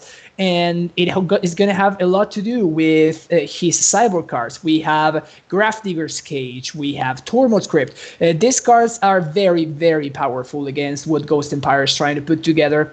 And GhostxEmpire is mostly going to be cyberning answers to his opponent's answers, basically. So I expect to see Abrupt Decay, Ancient Grudge, Assassin's Trophy, etc. This is going to be an amazing last match to see today. Hope you enjoy it. Final match of the night, night 1, week 3 of the Modern Streamers League, brought to you by Card Hoarder and Card Kingdom. Sean Secreets along with Kevin Wang, KoDiamonds, and you. Thank you for joining us here this evening. Well, KoDiamonds, this is going to be an interesting one. Can Singleton Dredge really hold up to the pressure that Ponza is going to bring to bear? KoDiamonds, also the other undefeated team on Team Fire with that record on the line tonight. We saw Cat Light get to 3-0 in the league. Can KoDiamonds get there as well? Good to note he's got the laundry cleaned up since we saw that room in week 1 as we get ready for Singleton here this evening. And so far, the Mulligan Monster has come for Team Fire as KoDiamonds is going to open on 5. Rob got the room ready for the ladies to come over. The room's all clean, ready to go. It's funny because out of all the decks that Rob could have faced, I think this is probably the best from Team Ice's point of view, because we all got kind of greedy with our mana bases, like Francisco said. So Dredge is one of those decks where they don't really necessarily need to cast their spells to win the game. So getting their lands destroyed isn't that big of a deal compared to the rest of the decks that our team registered. So we'll see how they're Scavenging Ooze, no. It's a big deal for Dredge. So Rob Caster with the +1 Sunglasses of Intensity on indoors as he gets ready to take on GhostxEmpire here in the best of 3, trying to give Team Fire a leg up here in week 3. Now, Collective Brutality. Wow. One of my favorites out of recent sets. That's going to take care of the Scavenging Ooze. No creatures to exile to grow it in response to that -2/-2. So that is a key card that's down for Team Fire and KoDiamonds. Yeah, being able to destroy the City of Brass is going to be clutch, but he doesn't have the second red source. Yeah, one short of getting to that Scavenging Ooze as well. Pillage and Scavenging Ooze. Ways to drag down the progression for GhostxEmpire. Ooh, and that kind of costs Rob because now he can cast the Cathartic Immune, but Cathartic Immune looks like he didn't gain much. Certainly Or a form of dredges. Yeah, I guess that's the problem with the Singleton format is you don't have enough actual literal dredge cards. Yeah, the density in the deck isn't nearly as reliable. Now the 5th mana, and we're going to see Rob, I think, get to work on the mana base for Dredge. Will it be too little too late? But, of course, you also scavenge, or rather, not scavenging ooze, but the ooze here, it's going to have Death Touch as well, so it can trade. Yeah, 6/5 is a very good card on the top end of Ponza. Just being able to blow up land and be able to block profitably is really good. So the ooze making itself felt. That's a stomping ground? Land. That's a stomping ground, right? Yeah, I believe it's a stomping ground, just a full art stomping ground. That's a pretty stomping ground. Robcaster. Now he's going to be able to continue to drag down even more mana if he chooses. That'd be interesting because now he can cut off a green source or a black source if he wanted to. Which one do you rather go for in a Singleton format? Is it would you take out the swamp?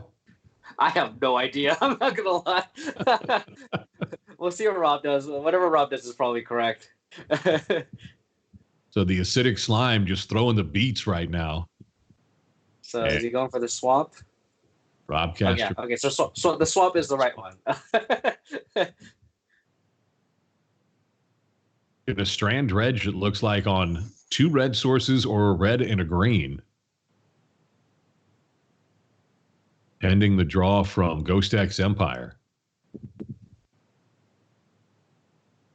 And Rob just F6ing through this. But what can't be ignored, KoDiamonds, is that Robcaster Mage could just decide to turn aggro here because his lands give him the ability to add quite a bit of power to the board. Yeah, Kistic Wolf Run is a big deal. I know it's such a good card in Limited where you can just have a wimpy just 1-drop and it just turns into a gigantic threat late game. And Thrun, the last troll now, an option for Robcaster Mage. 3/3 acidic slime coming in thanks to the pump from the Noble Hierarch. Man, everyone on Team Fire is playing all of my cards that I like Scavenging Ooze, Tireless Tracker, now Thrun. I think I'm on the wrong team here. We got a mid-season trade as we come up on the Major League Baseball trading deadline this Wednesday. Maybe that'll be the trade deadline for the MSL as well. So are you into any sports at all? I am far too brittle and old to actually participate, but yeah, I do enjoy baseball, enjoy my college basketball, football, that sort of thing. How about what's your go-to sport that you love to watch?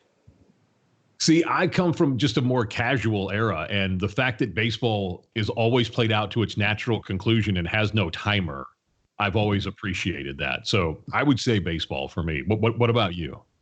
I'm a huge football and hockey fan, but Okay. I can totally see your voice in baseball. You can replace Joe Buck in the World Series for sure. What is that? What are you showing me? Oh, you're a blue. Oh no! Don't tell me that. No.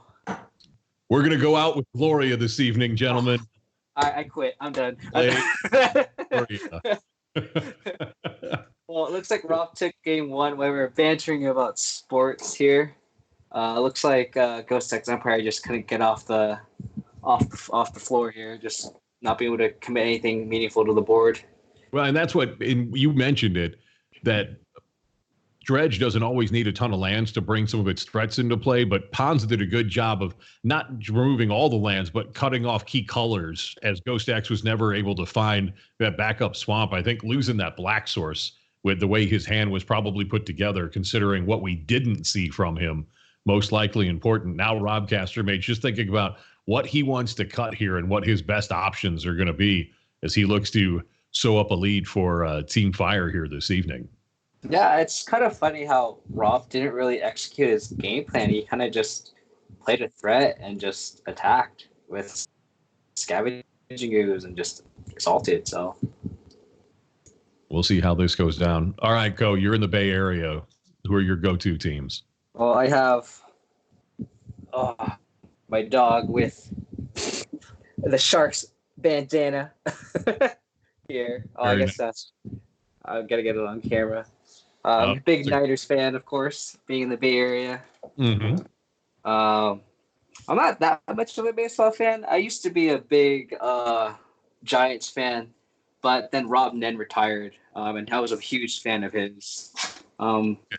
You jumped off the bandwagon after they won the 2 World Series earlier this decade. Oh, I jumped off before. It's funny because like I'm in the Bay Area and like everyone's a Warriors fan, and I started watching basketball like during the middle of that, and I was like, I don't want to be a bandwagon of Warriors fan. So you're never gonna guess what my basketball team is. Let's see out there. It's not right near the Bay Area. Okay, Dallas. No, it's Minnesota. Okay, very cool. The Timberwolves. Yeah, I decided to pick a really crappy team. I was like, all right, this is my team. I'm gonna watch them. Hopefully, start from the bottom and do something with them. So when I was working up in Minnesota, they still were playing in the Target Center. And for anyone who made the sports life-saving choice of never going to the Target Center, you made a great choice. Imagine any arena, any indoor arena that had no charisma whatsoever, and it was just you filled it up with Clorox bleach and swirled it around to remove any personality from it whatsoever. That was really? the Target Center in the era of like the Kevin Garnett Timberwolves. So yeah, just sports landmarks to not go to. You don't have to worry about it anymore, but it was not great. And then they got the Wild and opened the XL Center, which was fantastic. So it was this really weird dichotomy that was just mind blowing. But I would think the Vikings fans would be pretty hectic there in Minnesota. Oh yeah, they were wild, and I saw the dome at the old stadium collapse a couple of times because that was the air pressure roof, and you get all that snow up there. Oh, had trouble with that, but their new home is beloved, I know, by everyone in that community. Rob Casterpage laughing, getting off to a slow start compared to what Dredge has brought to the table with the hollow one, backed up by second time. But we've seen the Delve Monkey Tribe show up here this evening in the hands of a Team Ice member. Yeah, we just saw 2 ends of the spectrum for GhostxEmpire's Dredge deck, where we just saw like it didn't do anything game 1 to it just hit the ceiling game 2 with I think it was a turn 1 hollow one, which is absurd. And here comes the beats here. And Rob Castermage, I think he's just laughing this one off. Oh, but he casted Tireless Tracker, so he's a winner in my heart no matter what. Smuggler's Copter going to keep giving fuel to the graveyard here for GhostxEmpire, as well as bring in 3 a turn in the air. And that's something that Ponza decks typically have trouble with, and that's answering any threat in the sky. And so Bobcaster Mage going to go ahead and hit concede and bring us to our final game of the night. Which team, Team Fire or Team Ice, will have the advantage heading into Wednesday and our second night of Singleton? We'll find out in just a second. Before we're done here tonight, you can make a decision, no matter how great or how small, to help someone in need somewhere around the globe tonight. Our 2 teams, Team Ice and Team Fire, have decided to play for 2 outstanding charities here in Season 1 of the Modern Streamers League. Team Fire playing for A21, looking to end human trafficking worldwide, and Team Ice playing for the Cancer Research Institute as they research all forms of cancer, looking to eradicate that scourge around the globe. You can donate just below Team Ice, Team Fire. Support a great charity. No matter what you can do, it'll be appreciated by those 2 great organizations. Game 3 coming up. Rob Castermage, KoDiamonds, back on the play with Ponza. We haven't seen the Ponza deck really hit its ceiling yet. Let's see what happens in Game 3. Yeah, this is a great way to end the night, just having a 2-2 score here, going to Game 3 on the 5th match of the night. It should be fun to watch. Rob Castermage with one of the great creature lands in Magic history, Raging Ravine. It's just such a quick clock, and it's so limited in the ways you can answer it. That with Prismatic Vista, and he's going to get off to a good mana start early, but the turn one dream for the Dredge deck in Singleton. Faithless looting in the opening hand. Is there another hollow one here? Because that would be pretty insane. Having a turn one hollow one both games. Oh no, no hollow one. Goes to the graveyard. And now a great draw for Ponza in the form of the Birds of Paradise, because it's going to allow him to either get ahead on mana and set up some of the land destruction next turn, or go for the mana up. Well, he couldn't have used the bird that turn, but he could have gone for the Scavenging Ooze there. Instead, he'll elect to protect it and go for the Paradise. In terms of Scavenging Ooze against Dredge, you really want to not be able to. You don't really want to tap out on turn 2. You kind of want to be able to get some value out of it. So I think Rob made a smart play of just waiting and being patient with the Scavenging Ooze. He has less access to green mana in theory because he's using green mana to cast the Ooze, but I think being able to protect and use the Ooze is more valuable than trying to get the ceiling of having the most mana after you cast it. Rob KatMtg going to elect to go Scavenging Ooze here. He wants to get rid of the Dredger before the draw by GhostxEmpire. That Stinkweed Imp dredges for 5. That is a dangerous play. Rob at 20, so he hasn't taken any damage yet. He can take a couple of hits. Prized Amalgam hits hard, but it's not going to put Rob on a short clock just yet. Yeah, GhostxEmpire still had the Dakmor salvage, so he was still able to dredge, and I think he had another Golgari Brown scale, so I think he still has another dredge in the yard, but now Rob casting can untap with hopefully at least 3 green sources. Oh, Hogak, wow. Hogak coming down, and you see that is not a happy smile and laugh from Rob KatMtg in his video stream. He knows that Hogak is going to be trouble. And right now, ban this card already? the Pillage not looking too good at this point in the game. I just wonder where he goes from here. Certainly, he might look at the Thragtusk as a way to team up on the Hogak. It'll gain some life for him. The Prized Amalgam comes in, and this is a heavy swing.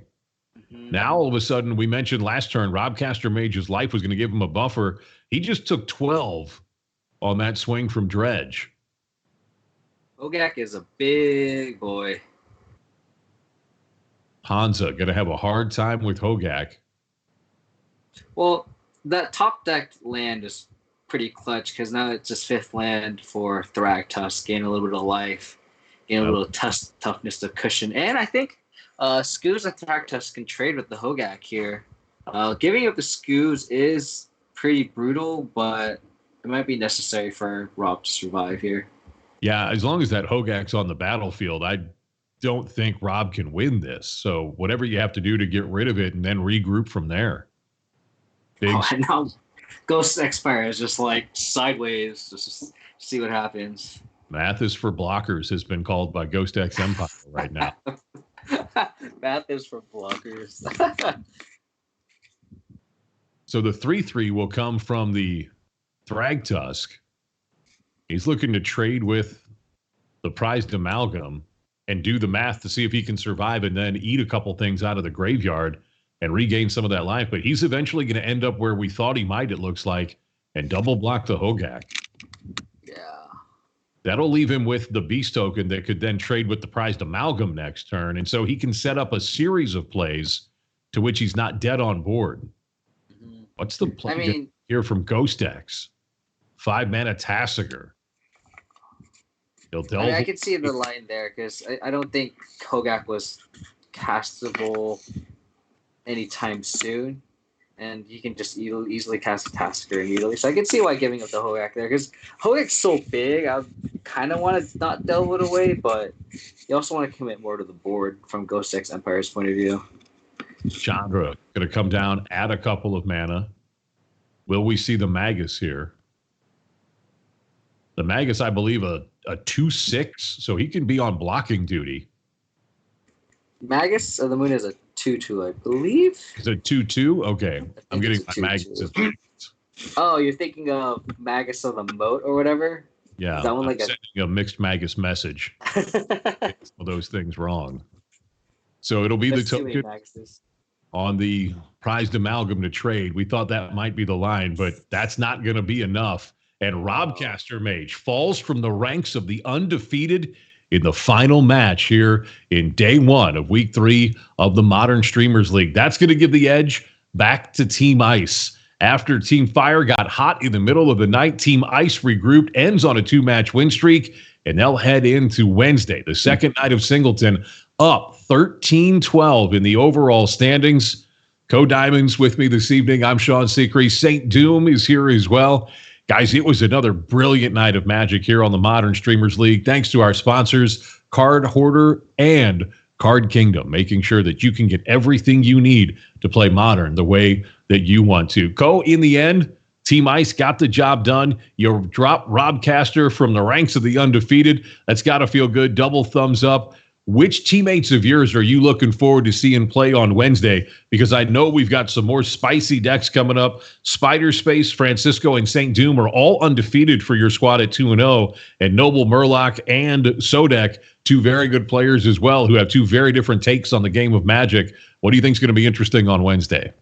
Honestly, I'm looking forward to Michael's deck because I wanted to play like a straight BGX list in this Singleton format, but I kind of wanted to make it a little bit more fun and offer some Planeswalkers. So I'm really glad Michael registered his list, or I kind of want to see in action a Thoughtseize Tarmogoyf Liliana list in this format. So I definitely want to see his deck in action on Wednesday.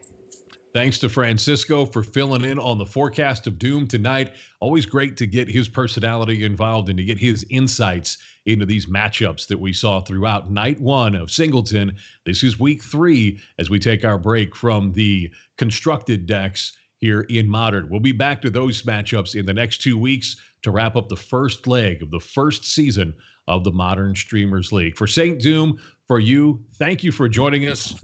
Unfortunately, it is a Singleton week this week, which means that I'm not eligible to rejoin you on Wednesday. I've been used up here tonight. So it'll be Cat Light coming on to join the St. Doom, Mike Goldenberg. They'll steer you through Wednesday night, and I'll see you again coming up a week from tonight as we kick off week 4 of the Modern Streamers League. From everyone here to you, thank you for joining us. Our sponsors, Card Hoarder and Card Kingdom, make this not just the best Modern League that is available to you and advancing the technology of Modern, but also make sure that our 2 stream teams can play for their 2 great charities, A21 and the Cancer Research Institute. You can find out more about both or donate to either or both just below. We'll see you Wednesday night for the second night of Singleton Week coming up here on the Modern Streamers League.